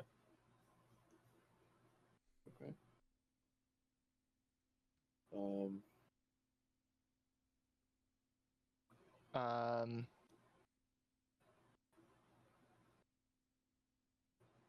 Do we want to start looking around, or do we want to more focus on getting settled in tonight? Gang. I can talk now. Okay. Walk around a bit. Sorry, I was muted. I was going to say I can go to the Devotary of the Mind. If we want to split up, that's where I would choose to go. I don't think I'd be accepted at many of the other places, so. Yeah. Okay, yeah. Then I'd probably head to the medical area. Okay. Is it supposed to just be Medica? Yeah, that's all it says. Oh. Okay.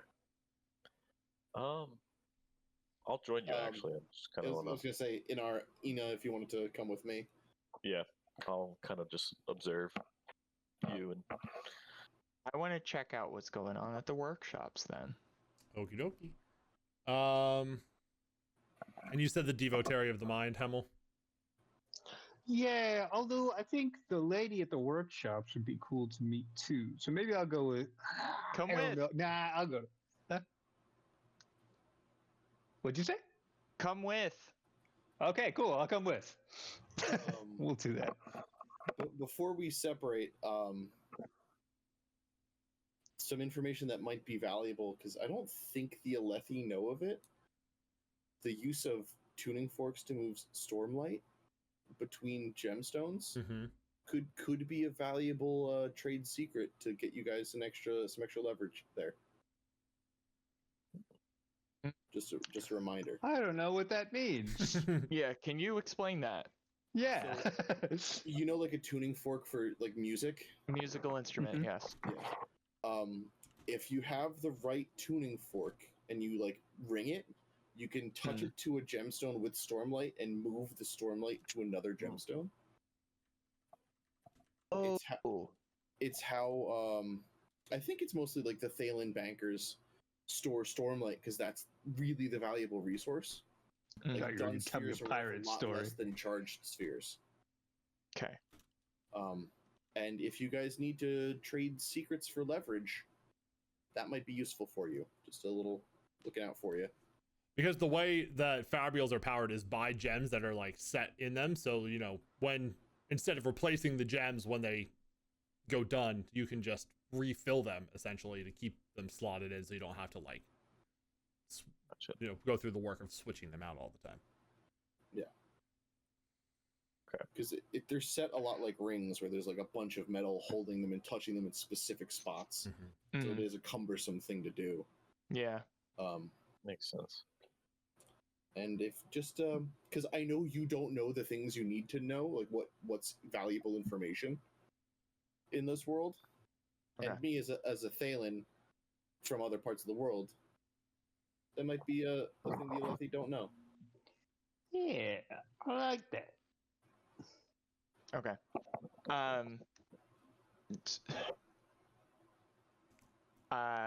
This is me, Sam, the player, talking. Hi, I'm Sam. a little confused about how like Rath would use that information that you just gave him.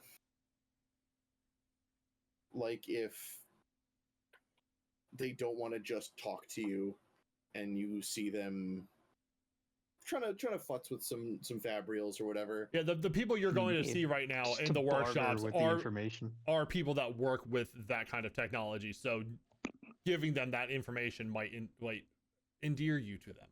Endear. Oh, It's the word of the day. Yes, and artifabrians, the Everybody people drink. who make fabrials, okay. they're really like I'd call them like Tight-lipped. computer engineers. They're tight-lipped about Okay. their stuff. And tight-lipped.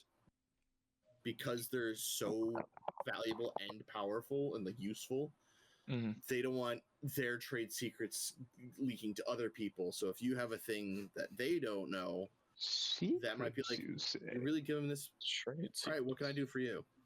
Okay. That's my whole thing, is figuring out people's secrets. Yes. Secrets are no fun. Secrets. Unless they're Solve it. shared You with ready? me. Solve it. You ready to slip through some door cracks here? Some keyholes? That's part of why me getting the heat fabrial and the tuning fork together was really valuable. Okay. Gotcha. Let you easily refill it. Yes. Makes sense. Yeah, I know that wasn't like. I'm not surprised by your question, Sam the player. That's why I was like this, because I know you don't know the questions to ask about some of these things. Yes. Mm-hmm. I figured that would be helpful knowledge. That they probably don't know that. Okay. Well, now that Vazrmeb has explained that to Rath, the character, I think we're good. Big thumbs up. Capoot's Is player 2 here. Yes, hello. Hi, Kapooty. Hey, Fabrial. Remind me again. It's like a device, right? Yeah, it's basically a general term for the various tools that they make using Stormlight. So like the heat reel that Evan has, or that Vazrmeb has, there's pain reels, which can either inflict or dull pain depending on how they're made. Okay. The Panadol of this world. Yeah. We found it. There's a wide variety of different reeds. functions. Yeah, span reeds, exactly. The like pens that connect to each other are a type of fabrial. Okay. Yes. Got it. Okay. Yep, I knew that, but needed that reminder. Cool. No, I'm not surprised you need a reminder. Yeah. And I guess I was gonna cool. and I guess it does make sense because Vazrmeb does have expertise with fabrials, so he does have that kind of knowledge. Cool. For those wondering why he would know about the tuning fork thing, he does have that. He has engineering and fabrial expertise. So Nice. Got an engineer and medical. Yeah, pain reels are used a lot in hospitals. yes, they're also used sometimes on the battlefield. Makes a lot of sense. Makes a lot of sense. There are amplifying and nullifying pain reels. Yes. Or pushing in For devices, if you will. torture as well, I'm sure. Is the mess on the way to the workshops for us? No. I would say you passed the You said workshops. it was So the mess is, or sorry, the workshops are over here. The mess is probably closer down by the barracks. down by the barracks, you said, right? Hmm. Oh, that's a bunker. Okay. What about other like food shops? Oh, there's plenty of restaurants and this- stuff around here.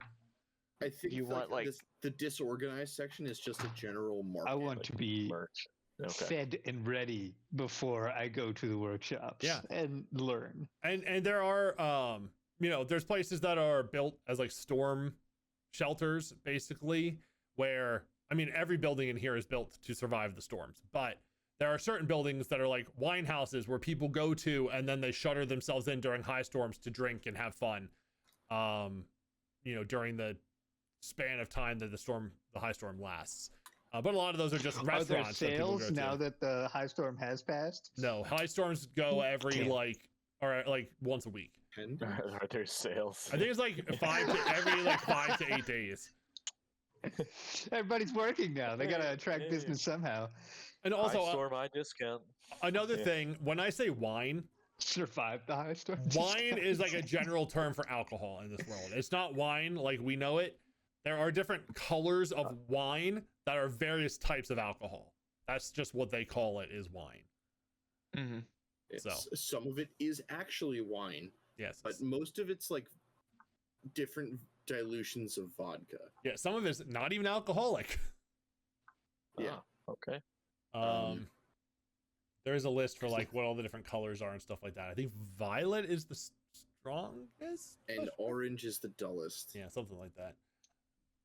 Just another little piece of knowledge for when you guys are Good to know. Good to know. milling around here. I shall take Rath to the wine bar Oh, prior to the Cool. workshops. Sure. Pink is the weakest. Pink Violet for us. Yeah, pink please. noted as being floral and aiding alertness, less intoxicating than milk.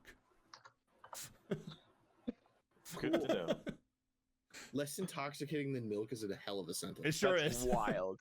And Yeah, I was then gonna have a bowl of violet cereal after this. violet is potent liquor with an aroma of spiced sandalwood, considered the most flavorful of the wines. Ah, sandalwood.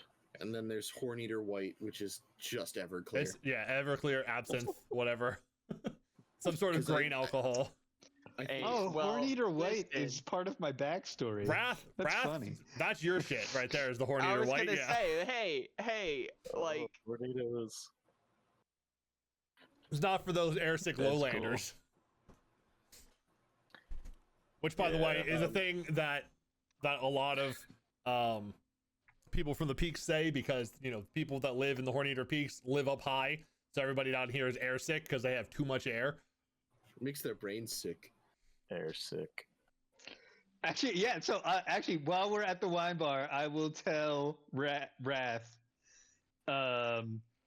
Yeah, my dad sold a mislabeled bottle of Horneater White to an unsuspecting businessman, and it melted his teeth, and then God. it ruined our family's reputation.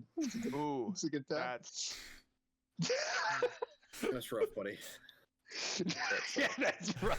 It's a little triggering. Vaz and Ina, did you guys go to the wine bar with them, or did you break off before they decided to do that? I think we Wait. would have broken off before they decided to do that. Maybe grab some grub on Yeah. the way to the medical tents. Yeah, so you Okay. don't get that little tidbit of information from Inari. Yeah. This Wrath does. that's some, and I'm just like, oh yeah, well, that's understandable. You got to work your way up to that. How did he not Everybody- smell the he- difference? You don't start with that. Everybody knows that. He didn't open it. He just sold it. He was a merchant. No, I meant the guy who It's drank the it. guy who drank it. Oh, that's a good question. Yeah, but there's still, He had no sense of the smell. onus, It's tragic. the onus of responsibility would probably still fall on the merchant. So The merchant. Yeah. Yeah. Well, Inari's like, you're telling me. My family is disgraced because of this. ugh. Speaking of disgrace, yeah. nowhere in the Stormlight handbook does it mention Horneater White, except for on the fake character sheet that they create to show you how to do it. That's crazy. The fake character sheet is for Vale. Of course it is. It is in the world guide, just not in the player's handbook. Okay, so you guys split up. I will say Inari and Rath are having that discussion while they're enjoying some wine and some Horneater White. It's actually I'm not. it's part of the Underworld kit as a starting kit. Oh, okay. That's good to know. The equipment is a backpack with common clothing, alcohol (parentheses) bottle of Horneater White, That's a crazy. crowbar, a lockpick, 50 feet of rope, flint and steel, and some other stuff. But yeah. All right, so I just missed it then when I was doing my search. Oh no, it's all right. It's all No, right. that's interesting that it does actually give it to. It's not just in the book; it is specifically given to some characters. So, Vaz and Ina, what do you get to doing? I know you're going to the Medica. What's your plan? I'm gonna. Yeah. We're gonna go down. I'm gonna see if there's some people we could help.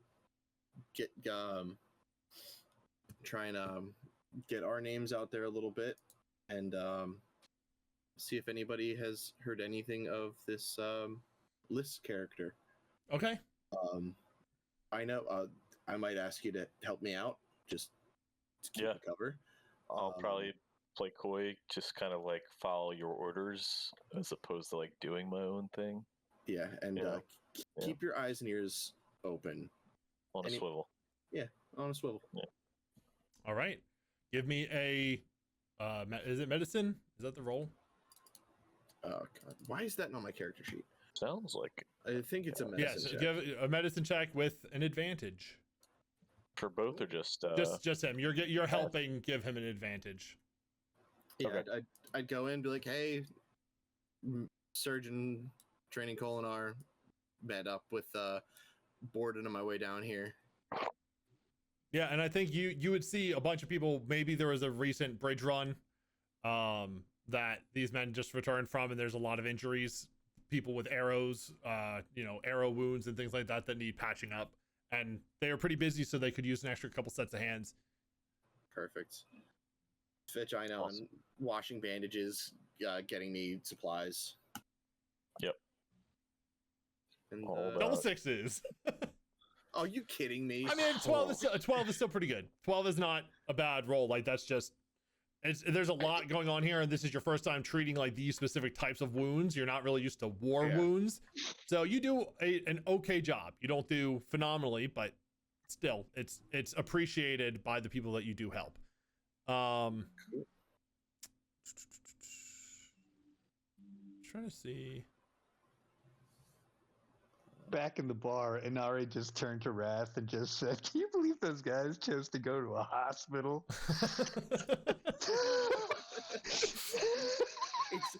If you couldn't tell, it's Vaz's like whole thing. The surgeon went to a hospital. The nerve. Yeah. However, joke's on you, Inari, because as part of this, since one of your first instincts was to come here and help the wounded and like heal people, you get to mark some progress on your first ideal goal. Ooh. And you're just drinking wine. I marked my first task on my bar crawl, so you can suck it. Every hot place in this town. And Live music next. As far as List is concerned, you ask a couple of the other, maybe some of the soldiers that are in here, and maybe one or two of the other medical personnel, and nobody knows the name, but they tell you, and you all have gotten similar. They point you to a place that you have heard of.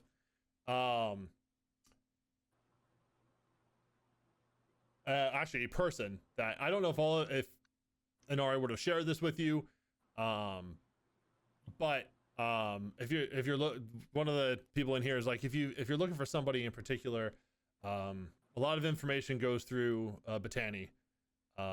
She's got a bunker up towards the entrance to the war camp. If you speak with her, she may have some information for you. That's much appreciated. And I guess we'll patch up who we can here, and depending on the time of day, maybe head that way. Okie dokie. Um, Then but we I know will. because Dalinar's bridge runs are heavy cavalry, so like they're not. Yeah, always the they don't most have efficient, right? bridgemen. They have like the Chol drawn bridges that they use, but Yeah. there's still the people that operate those, and then the soldiers that were fighting. Yeah. So back to our bar crawlers. After you mark off 1 or 2 stops, do you head to the workshops, you said, right? Yeah. Is it worth seeing if we can ask around for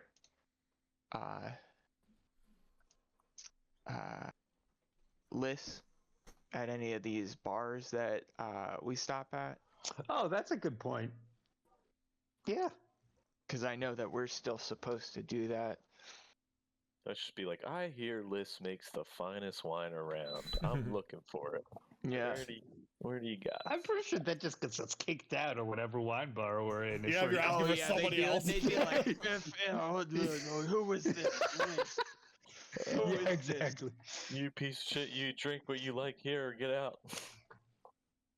Yeah, you guys can make a persuade. One of you can make a persuasion check while you're milling about to see if you can gather. Actually, Yeah, you got it. I would say either a persuasion check, or if you wanted, yeah, I guess, yeah, no, because you would have to be directly involved in this. You wouldn't be able to just pick up on something like this. So yeah, persuasion check. Yeah, I'm just gonna roll persuasion. Yo. I will take that. 19 is pretty good. +4. Ooh, that's good. Let's Real nice. see here. Have you only One, rolled 3. ridiculously today? No, he rolled a I think 7. Earlier? You rolled My a 7. first roll was a 4 + 3, Yeah, Oh, okay. Who rolled the 20? or 3 + 4. Evan did. That was Oh. Vazrmeb. Yeah, Ina got an opportunity from a plot die roll, but Evan Right. rolled an natural 20. Let's see, what information do you get? Because yeah, you will pick up some stuff just from idle chatter with these people. Rumor has it. Thank you. You know I got you. Let's see. What exactly are you like talking about when you bring this up? Just so I can kind of have some context for what you might learn. Oh yeah, I think it's how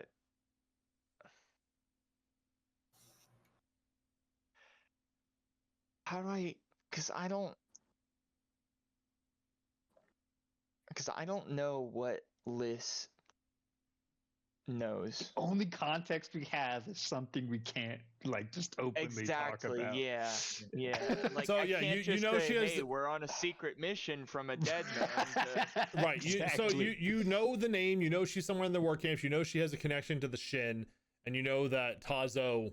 Oh, was she's expected Shin. to be Yeah, here. we can talk about Shin people. Yeah.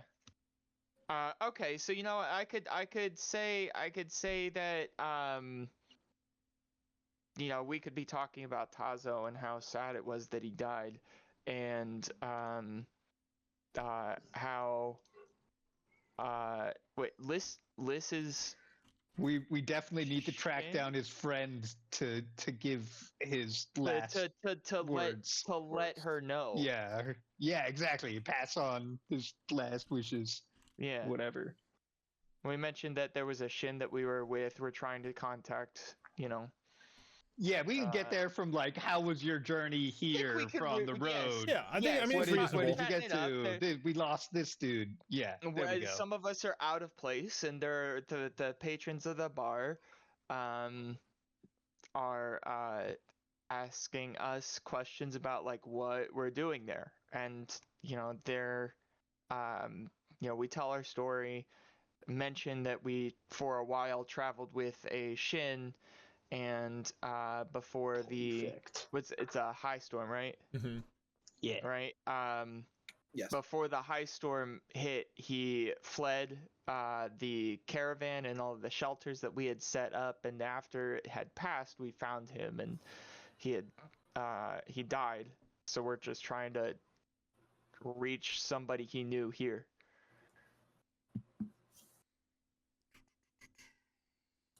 And Okay. don't forget, I rolled a 23. Yeah. Oh, I know. I'm aware. I'm just trying to figure out. Somebody's gonna be like, Shin Lady, I know one. Well, so I think Are you sure you're not you on know- a very top secret mission? I think you maybe this is like your second or third venue that you've been to, your second wine house, and maybe share your drinks a little bit, try to talk a couple people into trying the Horn-Eater White, and you get a sucker to do it, and he's like burning his throat, and his buddies are like laughing and pointing at him, and then you kind of are trading stories with these guys, and one of them will sort of follow along with your story. They're all a little inebriated at this point, so nothing. I would say not everywhere's going to have the Horn-Eater White, and in general, in this war camp, you're not going to find anything super strong. You learn pretty quickly that High Prince Dalinar has a lot of restrictions on drinking, especially for his soldiers, but just in general, a lot of restrictions on what people have access to in his camp. But That's fair. there's enough of the weaker stuff that you guys can drink more and not get as wasted by it. But you have a discussion with a guy, one of the guys, and he just looks like a normal dark guy, maybe a higher non, which is the like ranking system for the dark eyes. I always get it mixed up because Dawn is for bright eyes, but no, I always feel like Dawn should be dark eyes, but it's not. Either way, a higher ranked guy, but he just kind of focuses on what you're saying. I don't know this list name, not heard that before, but a couple of my buddies were out at the outer markets a couple days ago, and I did hear one of them saying that there's a menagerie out there, and the owner recently acquired a new animal. Some Shin trader got some fancy chicken from a Shin trader that was through here. So if you're looking for Shin, that might be a place to start. I've never tried fancy Shin chicken before. We'll have to give it a go. And you two would know chicken is not a thing really native to these parts of Roshar, but it is like when they say chicken, it is chicken like we know it, but it's a thing that's only native to the Shin lands of For the most Shinovar. part. Yeah, I mean, they can be bred elsewhere, but they are native to.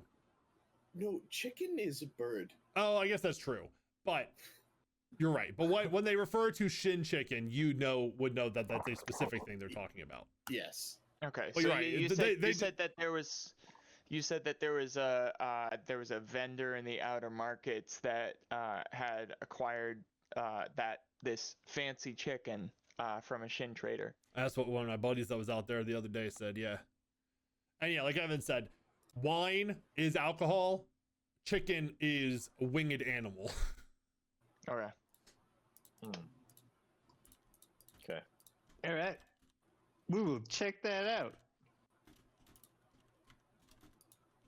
Alrighty. So next up then, I think I will go to the medical boys again. So you guys finish up your day at the or your afternoon helping these people into the maybe early evening.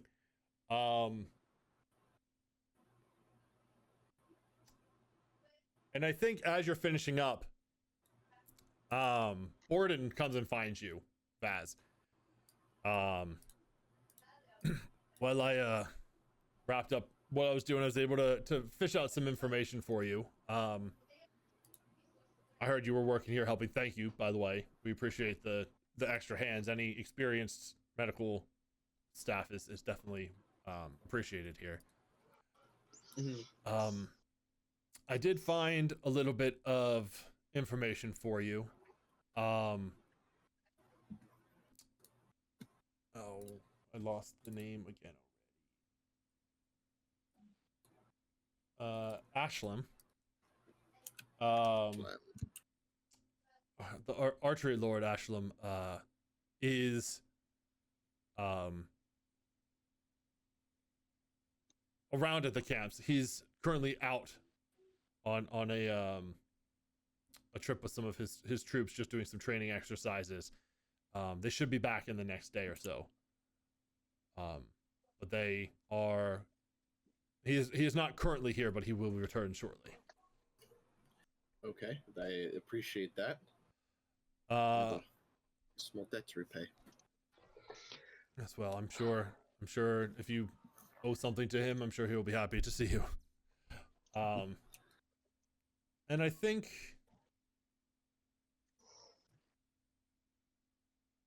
I'm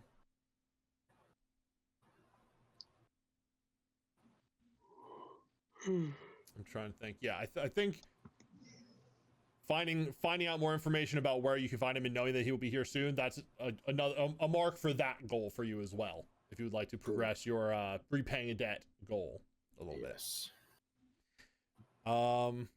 And as far as the other thing for this person you were looking for, I have found a couple leads. I'm still looking into it a little bit more, but while I look for this, I may have to ask you and your friends another favor. Sure. While I'm working on this, I may not have information until tomorrow, maybe a little bit later, but if you could, there is another task that I know you all weren't completely endeared to Sergeant LR on our trip down here, but I offer some more assistance here if you would help him with a task. A scout of mine reported seeing some potential enemy movement not far from the war camps. It's unlikely the report is it's unlikely the report is accurate, but LR believes it's the Parshendi strike force, and he said he looks sort of side glance at Aina when he says that. LR believes it's a Parshendi strike force that's organizing a counter squadron to ambush our troops. If you're willing, I'd like you to volunteer for this mission, and in the meantime, it'll free me up and some of my men to follow up on your inquiry. Just to scout if it's a potential Parshendi, a war band? Yes. How did he phrase it? Yeah, he said a counter squadron. Okay, thank you. Oh yeah, sorry, a Parshendi strike force that's organizing a counter squadron to ambush their troops.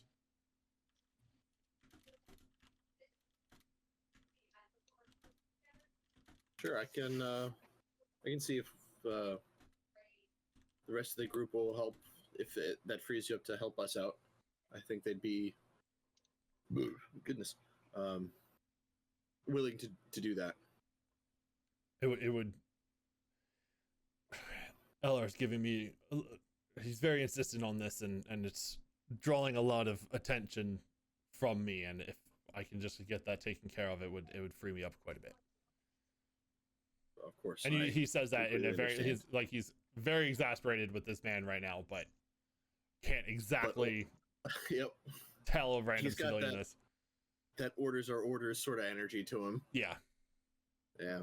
And even though he's like above this man in the chain of command, it's like it's the underlings giving me shit. Come on, man. Yeah. Okay.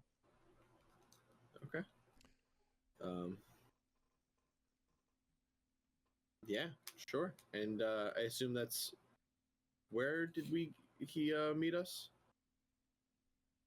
Probably not far from the Medica.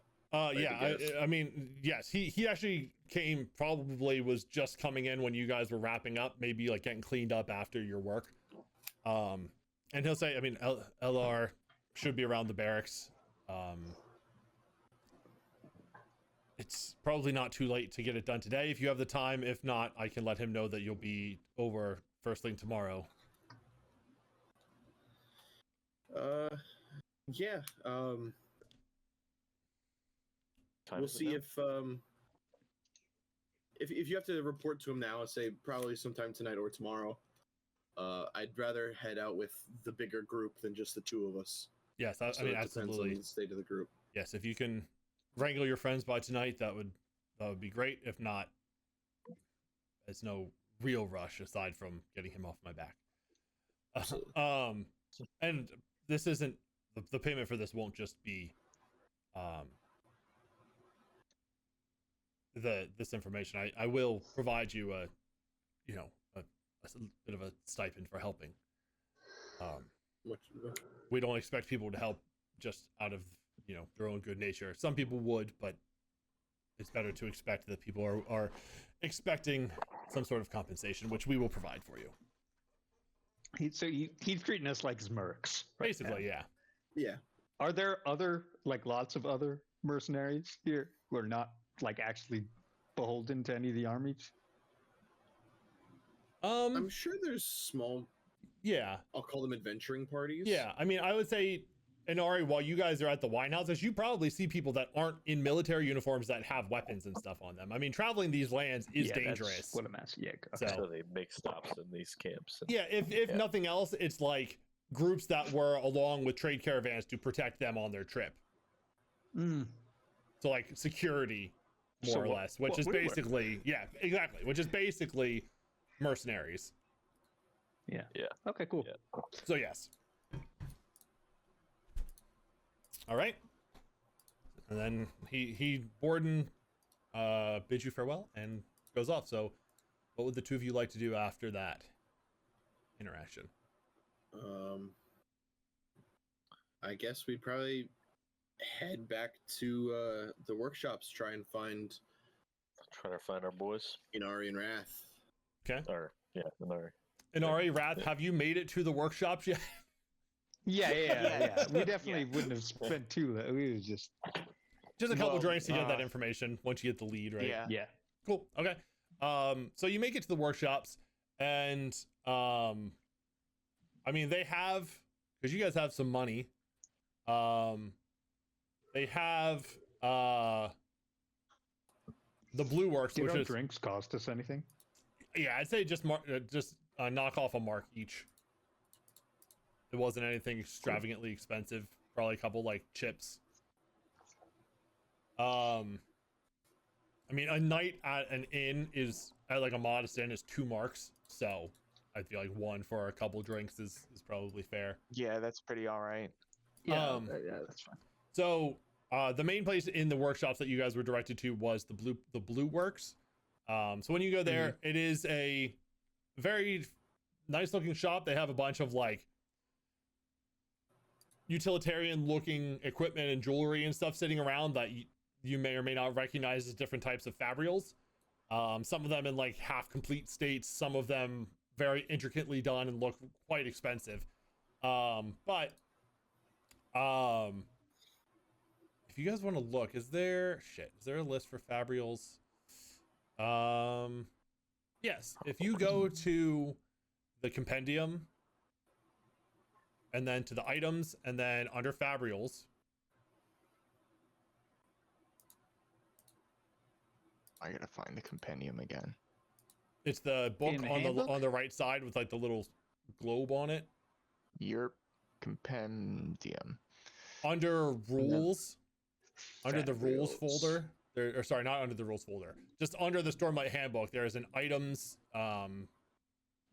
option, and then on the left there's a fabrials drop down, the 4th one down. Yep. So standard fabrials is what you want to look at. They sell standard fabrials that are worth 500 marks or less. Whew. So if you guys look, if you click on one on the right side, it'll say like 500 MK. That's the price of it. But, so I don't know exactly how much Got money you guys have right now, but There's some things you might be able to. Like some of the 36. more of the simpler Oh, ones that the you can buy. free chair. The free chair is free, or 800 marks. Yeah, I Yeah. just opened. That was the first one I opened too. So, that's really fun. That's Basically, actually- the free chair is free if you are a character that is starting without being able to use their legs. Oh, It's a wheelchair that works off of Stormlight and like complicated mechanisms gotcha. that are explained in world, but I'm not going to explain right here. wow, they got free health world. That's crazy. Yeah, that's a complicated thing to explain. Yeah, it's a mobility. It's a mobility aid. It's the merchant girls thing, right? Yeah, That's the free Risen. chair? Risen, yeah. It is Risen. It's funny she gets the free chair. Yeah, yeah. There's some cool stuff here, but I'm poor. Yes. Yeah, these I are can't. Expensive things. Yeah, so you guys get a chance to look around for a little bit, see if there's anything that you want to make note of, maybe for later, if nothing else. Anything up to 500 marks is what they sell here. And the woman, Ishali, is pleasant. Like, she'll talk to you guys and to the two of you and see if there's anything you're interested in. She will talk to Inari a little bit to see if you have any experience with Fabrials, to see if she can talk shop with you a little bit. But if you're not really familiar with Outside them, of span reads, probably not so much. yeah. So she'll talk to you about span reads and like maybe talk about some of the improvements that they've been looking into for them and stuff like that. But it's all very technical. And you're like, I know how to turn I'll tell gem her and write. I'll tell her I've just today grown interested in soul casting now that I have learned what it is. Oh, soul casting. That is a very interesting one. Those aren't. And I will say that, Inari, being a good Vorin woman as you are, would know that soul casters are not created. There's like they are found and repurposed. They're like ancient technology essentially that they recover and use. I didn't know that. Okay. So you might Yeah, know that's you might cool. know about that a little bit because I know you have like history knowledge on like looking into the heralds and stuff like that. You would probably know more about soul casters through that means. Okay. But yeah, she would You cut out right oh in the sorry. middle of that sentence for anybody else. Yes. So Inari, since Inari has interest in like history and the heralds and stuff like that, you might know about That's what we missed. about the Fabrials or the soulcasters through that direction. But yeah, she would very animatedly talk to you about soulcasters and like how interesting they are and those poor people that have to use them and stuff like that. What about do I know about innate soul casting from transformation surges? No, absolutely not. That's not a known No. thing at this point. Got it. Innate surges? What are you, crazy? I don't know. I'm just trying to figure out what's knowledge and what's not. Billy, have we discussed how have we discussed the recreants with them? I don't remember. I think I might have mentioned It's- it a little bit last time, but I don't remember how much we talked about it. So the Spren talking to people is kind of like not discussed because the Knights Radiant, which everybody knows about, and at least it's not just Vorins, right? No, and they're not really talked about. Yeah, they're not talked about because they kind of like turned their back on humanity. Yeah, they're disgraced essentially, They're very disgraced. and that was Okay. Bonds with Spren and stuff like that was something that was said to be done by them. I don't think there's a lot of memory of their connection to the Spren. People know maybe distantly of the Knights Radiant and like that they're not looked fondly upon, but other than that, the like lay people don't really know much about the Knights Radiant Yeah, okay. from my memory at least. No, I think you're right. But I think So if people don't even know about being able to bond with Sprens. no, definitely not. Definitely not. I mean, as far as people know, Spren are forces of nature that just show up in response to emotions and stuff like that. Yeah, they're not like cognitive beings themselves in people's eyes right now. Right. Yeah. Which is funny you phrase it that way because they are explicitly cognitive in a lot of the time. Being from the cognitive realm. I understand. But if there's nothing particular you want to buy here, if you're just kind of talking with the storekeep for a little bit, I will say after a little bit of time, Vaz and Ina, you arrive at the Blue Works to find Inari and Rath here shopping or browsing, window shopping. Say, give them some background on. Yeah. Hey, we went looking. Hail and well met. Hail and well met.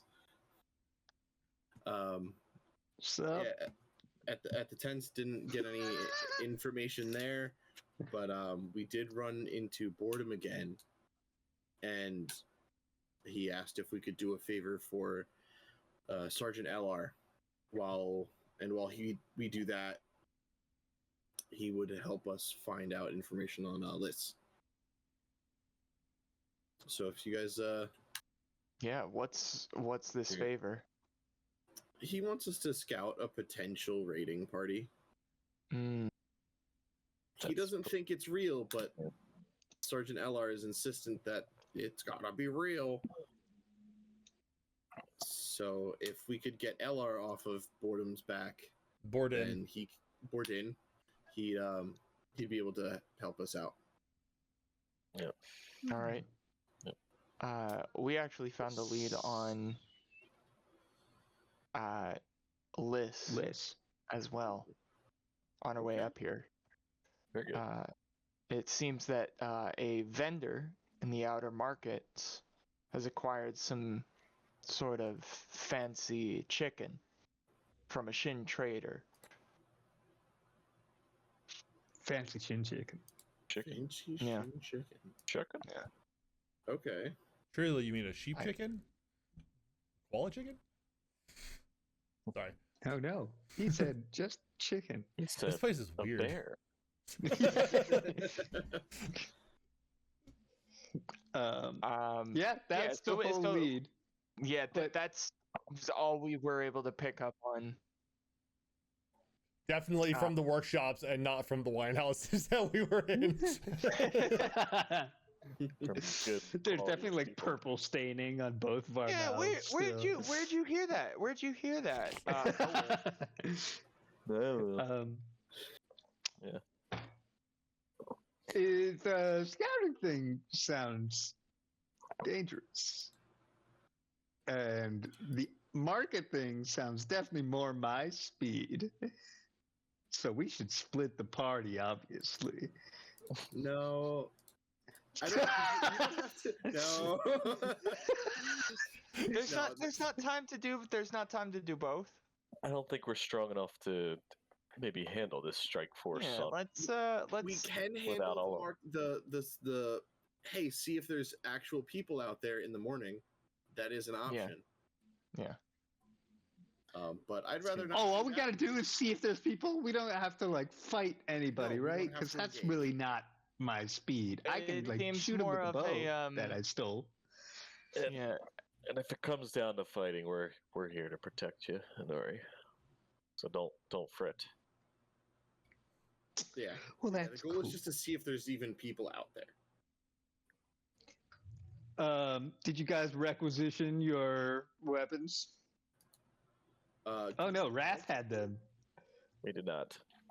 Not yet. Would you like to do that before? Well, I mean, you LR will be down by the barracks, so you guys can stop by the quartermaster when you go to speak with him if you'd like. Yeah. Yeah, you can give us more info on our task. Yes. Yeah. Okay. And then, well, I mean, like, how much time do we have? Because I still want to stop by the Ornery Chol to chat. Yeah, we gotta meet our guy for drinks. Oh, more Yeah. drinks! Oh, I mean, Oh, dude, God. drinks for the first time. I mean, Look, you guys. can see it's a free Monster time. trucks. The drinks will likely be later in the evening after the soldiers Okay, are done with okay, their so let's- duties for the day. Yeah, I wanted to check out the what was that? The The- Devotary of the Mind again? That's, The mind place. that's the place the with library. The library. The library. Yes. Oh, it's nothing for me there. I can't read. Well, I mean, but you also there are women there that would read for you. Like that's a thing here where they will have scribes and employees there that I'll will read for you, Rath. I'm trying to think. Is he into that? Well, I mean, it's not really a thing of being into it or not. That's how things are done in this world. Yeah, Like I guess if you're not Vorin, it's not, so it might be different for you. But in Alethkar, the women read. So Yes. if you want something read, either you're gonna get some real strange looks from people that are seeing a man read, or you have a scribe or some other woman read for you. I'm like holding the book upside down. Yeah, or read to Yeah. you. Rath was elected I to mean, lead, it is a not very to common read. like it's a common thing so much that in I'm a libraries reader, not a reader. there are like side rooms that you can go into to have recitations of books done for you. Recitations. Okay. Okay.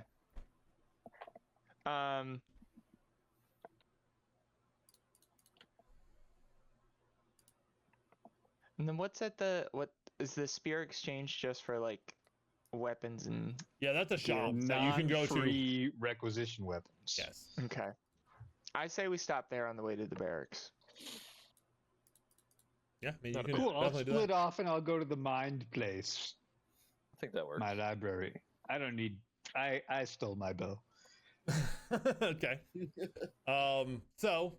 I mean, I'll go with the spear exchange with you. I won't go to the barracks. Don't need the barracks.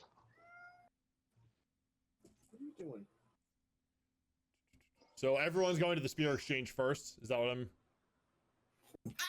hearing? Yeah. Okay. Did you get scratched or something, Evan? Are you all right? I think he just got attacked by Miyagi. He tried to jump on me, didn't fully jump, and just kind of like grabbed my leg. I see. Yeah. So yeah, I made a noise. That's that happened. So I will say, so you guys get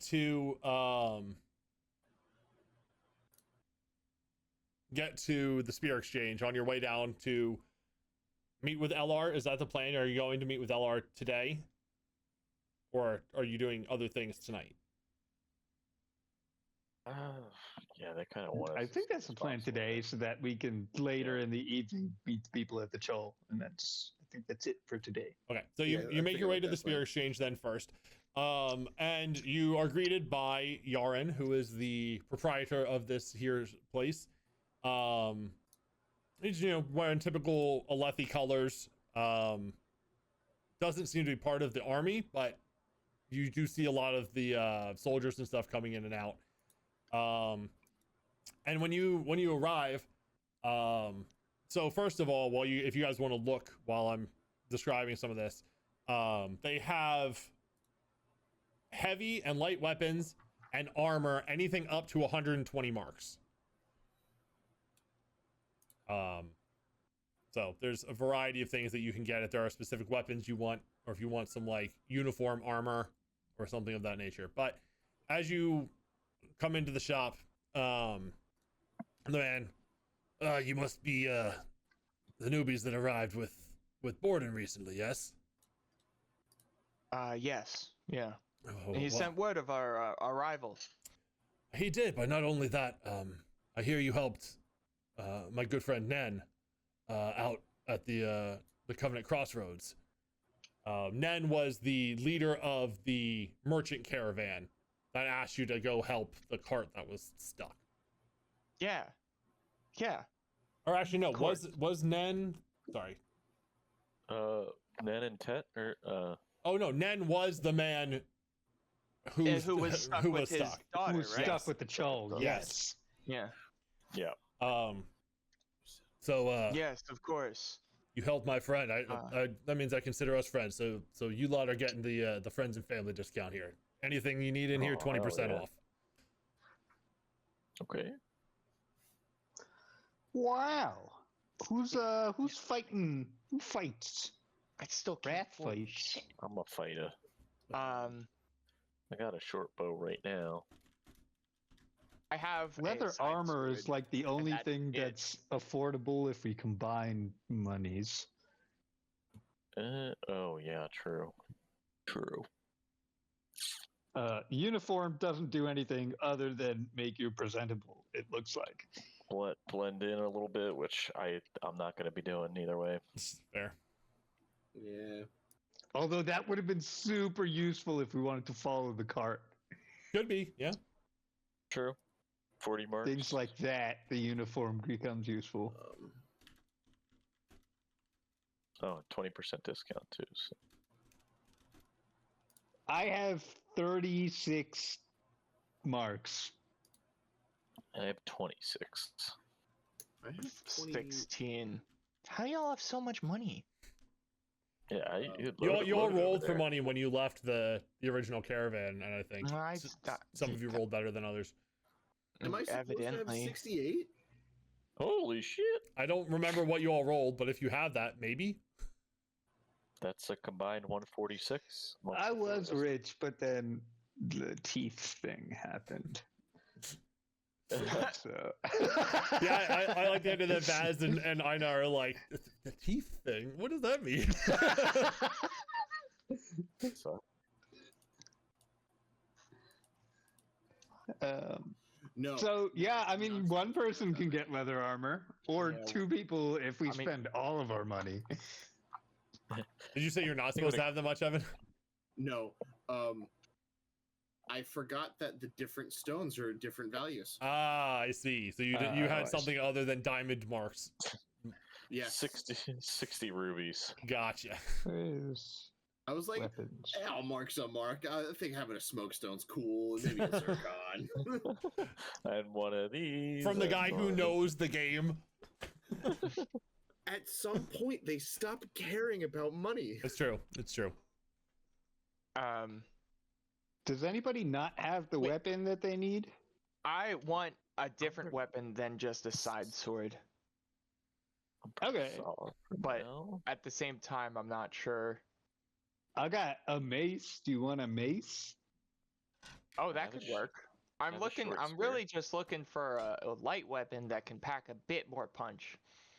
And we have 2 requisition chits, right? Yes, you have 2 free pieces of equipment from the... I'll always. Oh, spend that's armor. definitely what we should spend the armor on, because the armor is more expensive. Yeah. Yes. I would say leather armor is probably... that you probably get away with getting 1 free thing of leather armor from the 'Cause, Yeah. that deflect is fucking awesome. quartermaster. It saved your life Yeah, that the seems last good. session. Yes. Mm. Yeah, I'll definitely be like, hey, recommend this. Yeah, how much is deflect? 60 marks. I like the idea that you guys come in here and are like looking at the stuff. It's like, oh, I want this. It's like, all right, let's go to the quartermaster and get it for free. Because Okay, here a set of leather armor would cost you 48 marks because you get a 20% discount. Sorry, what weapon do you have right now? Me? Yeah. Sorry. I have a side sword. That was side sword. What does that do? Yeah. 1d6. Oh, that's what my mace does too. Oh, alright. I guess it's not that bad. But the mace has momentum. I don't know what that does. That's what a battle's all about. Wait. Okay. Now the side sword is better than the mace. Yeah, Let's okay, see. you know what? I guess there's not really much of a difference. It looks like most of the light weapons do 1d6. 1d6, yeah. So I suppose it's not bad. Anybody need a heavy weapon? Yeah, so it might be worth looking at the expertises if you have expertise for certain weapons, because momentum is when you attack using this weapon, if you moved at least 10 feet in a straight line towards your target on this turn, you get advantage on the attack. Well, that seems good. So getting to know your expertises, but you have to have expertise with the weapon to be able to use that feature of it. Yeah, I'm more of a light weaponry guy. Ooh, what does quick draw do? Also, how do you read? Yeah, I forgot I'm looking King at of the Stars awesome. the handbook. Oh yeah, because you can spend the night with a library and just switch your stuff around. Yeah, because that's how I have long spear expertise. Yeah, you just study up on how to use the weapon. Quick draw Hemal is you can use your interact action as a free action to draw this weapon. So normally, if you're surprised or like if you want to switch weapons in the fight, it costs you an action. But with quick draw, you can Oh. draw it for free. That's cool. Mm-hmm.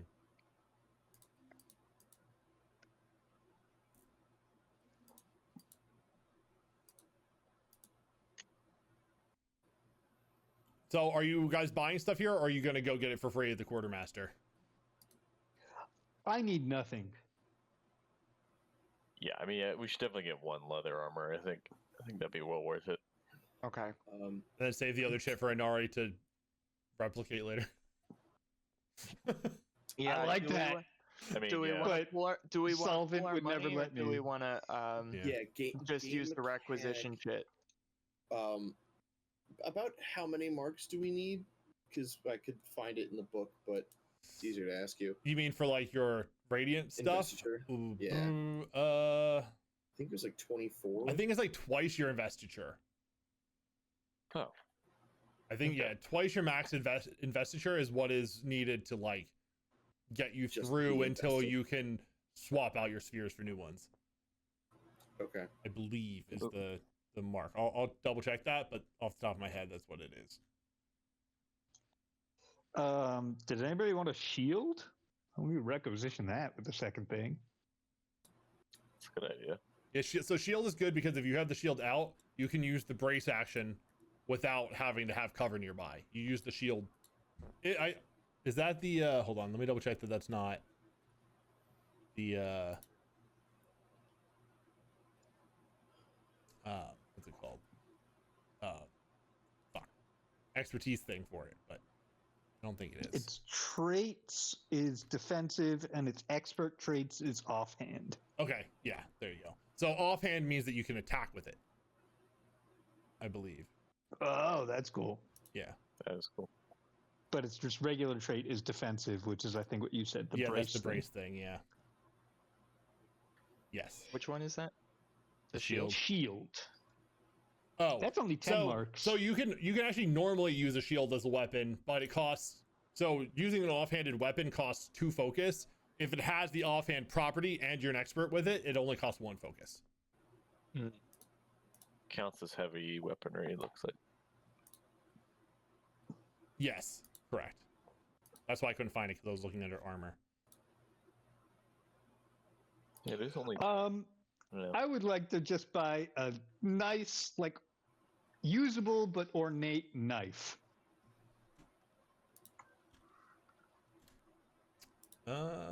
Okay.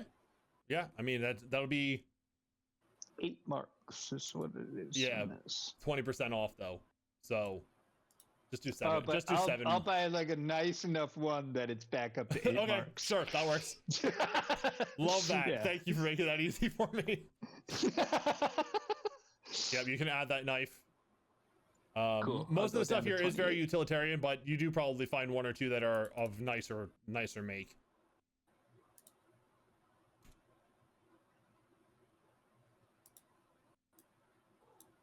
Cool. That's all I wanted from here. I have a sling and a short bow, which is, I think, all I need. Sounds Yeah. good.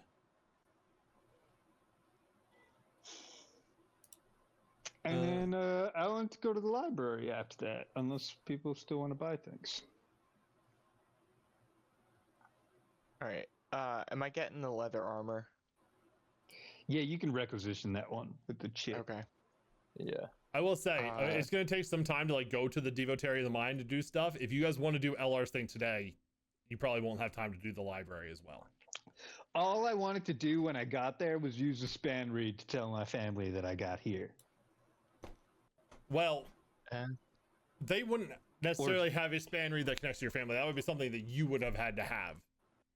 Oh, I can't do one to like my village place or wherever I'm from. I mean, it depends where you're and from. just like leave a message with somebody. It depends where you're from, but they mostly have like connections in Kolinar and maybe some other major cities. They probably wouldn't have connections in like all of the small I towns need to go to and stuff around. Sabarial's camp probably to find Yeah, one to Sabarial's my camp house. might be more likely. Yeah, that makes sense. Okay, then I don't need to do that today.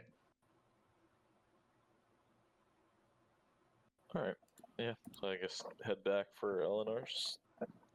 Yeah. Who wants the? I mean, does anybody desperately want the leather armor, or can I have it? I don't need it. You can go for it. I feel like you're up close and personal in battle. I'm using I it think that's a good a strat. lot. Yeah, who got fucked up in our Oh, it's fight? me. Do you want leather armor? He already I has it. think you did. Yeah, you would. Oh, you already have That's some. why he didn't get injured. Something I remember. Something got fucked up. Like, I don't even have a ranged weapon, so Yeah, I'm more ranged, so. Yeah, me Alright, too. that works. I'm super ranged. I'm gonna use a requisition chit on leather armor then. Sounds good. What I just You just drag it and drop it from the items thing to your character sheet, I believe. God, whoever designed this foundry, It's nice, right? it works. It's super good. It just It works. just works. I need to. I think Leather what armor, that's browser not are a you lot of in? damage. Firefox. Yeah, I think I need to switch because it works super slow in Chrome. Yeah, Firefox is what I used to. I mean, for my for the stream view, for me, it's its own application that I'm running on my computer. But That's fair. somebody has to run the server, you know. You know.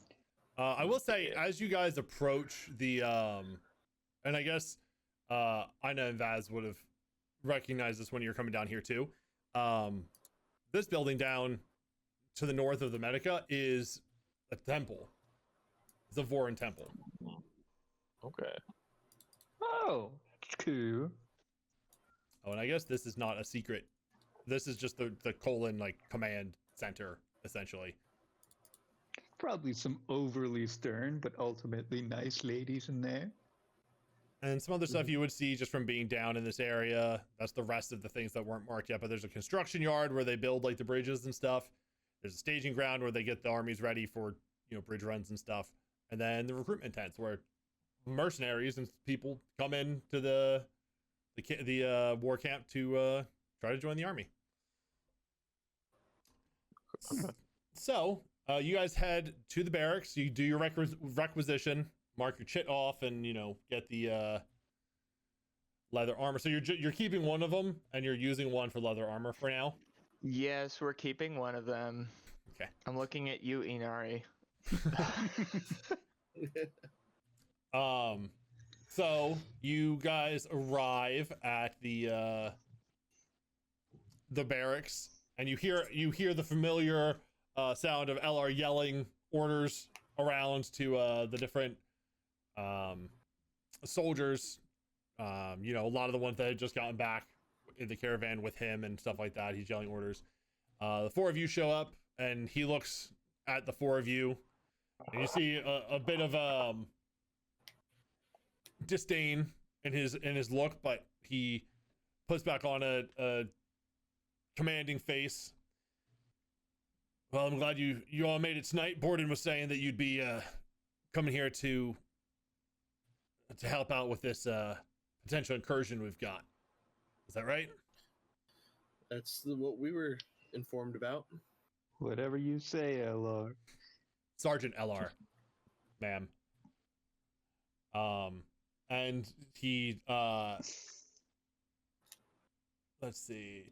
So yeah, he we'll give you a nod. He's let me go grab my equipment and we can head out right away. I don't want a great force with us. This should be more of a You're gonna need a bigger boat.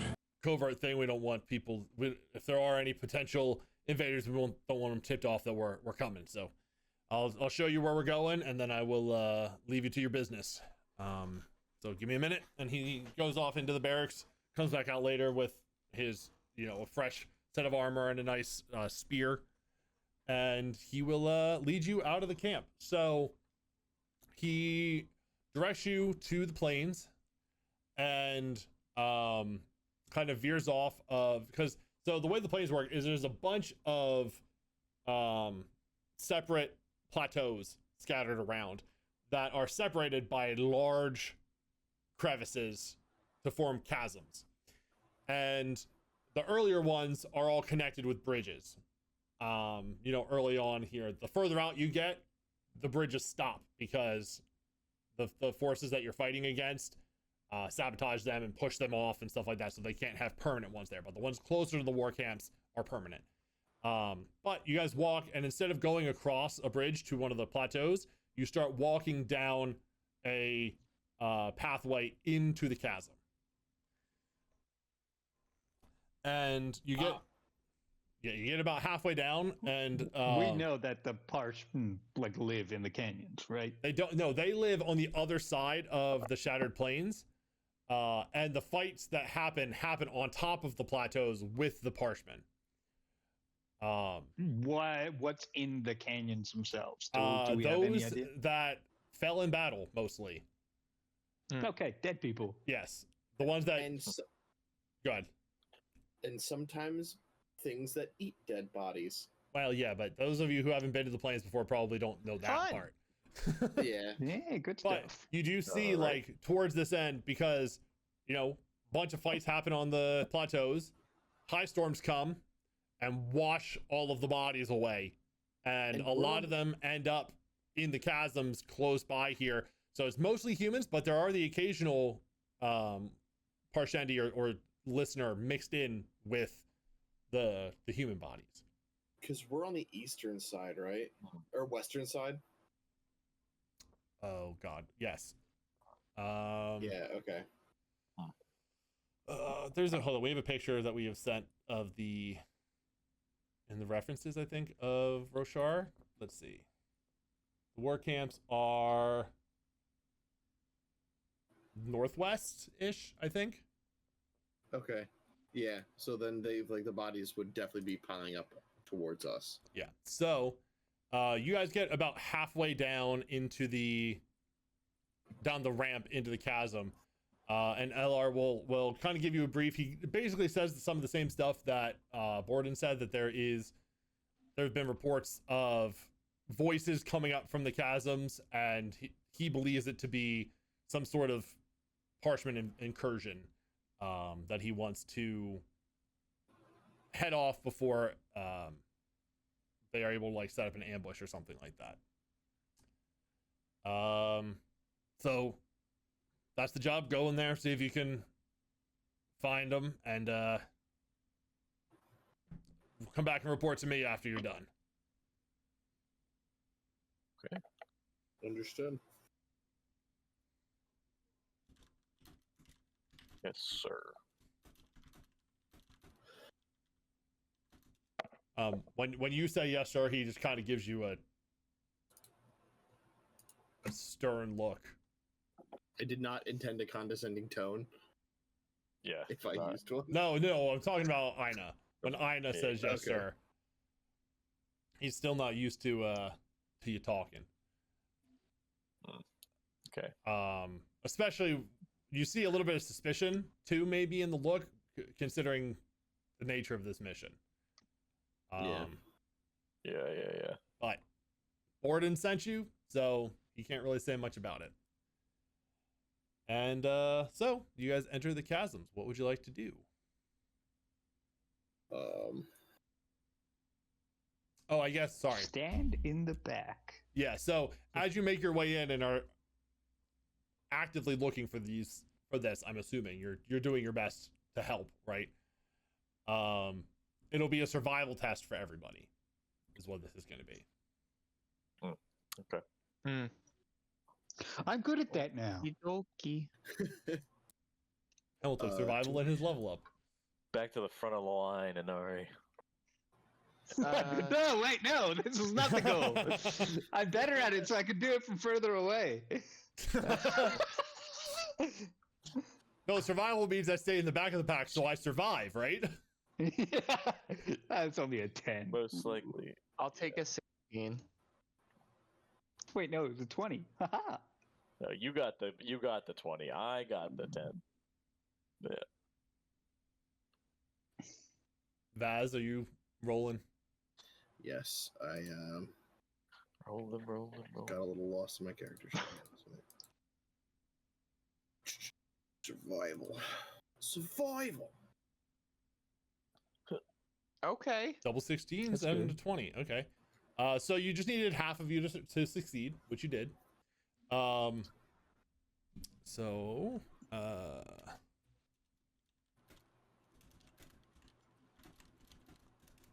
second. So you guys are traveling along the floor here, and you know it's pretty wide in some places. Like there's a lot of distance between the two different plateaus.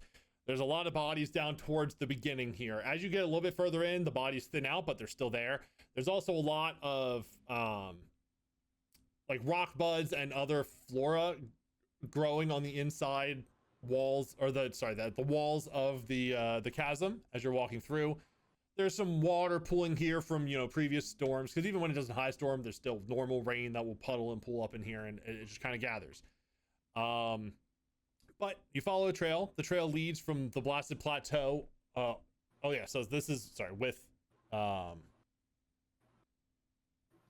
yeah, so you get to a point where the air is thick with moisture, the walls alive with moss and shelled plants. You come to a narrow gorge choked with storm debris, shattered rocks, wet creme, and broken bodies of Alethi and Parshendi soldiers alike. Up ahead, 4 Parshendi soldiers step between the bodies, careful not to touch or disturb them. 3 of the soldiers are powerfully built and armored with thick carapace. One stands apart from the others. She is slender with a delicate carapace covering her forearms and shoulders. And I think as you approach and come up upon the 4 of them, they have not noticed you yet, but I think that's where we will stop for tonight. Okay. All right. As you approach and you see these 4, like I said, carefully stepping around any bodies on the ground. And yeah, More scavenger, more soldier. we'll find out next time. Okay. Next time on Dragon Ball Z. That's right. All right. On Sounds good. Stormlight Z. All right, so yeah, thanks everybody. I'm gonna wrap up the recording here. So YouTube folks, thanks for watching. Hope you're enjoying the campaign so far. Thanks. Check out the clips and shorts and stuff like that. Otherwise, come watch us live. Links in the description, and we go live 7 o'clock on Thursdays for this whenever we're all available to play. Yeah, see you later. Have a good night.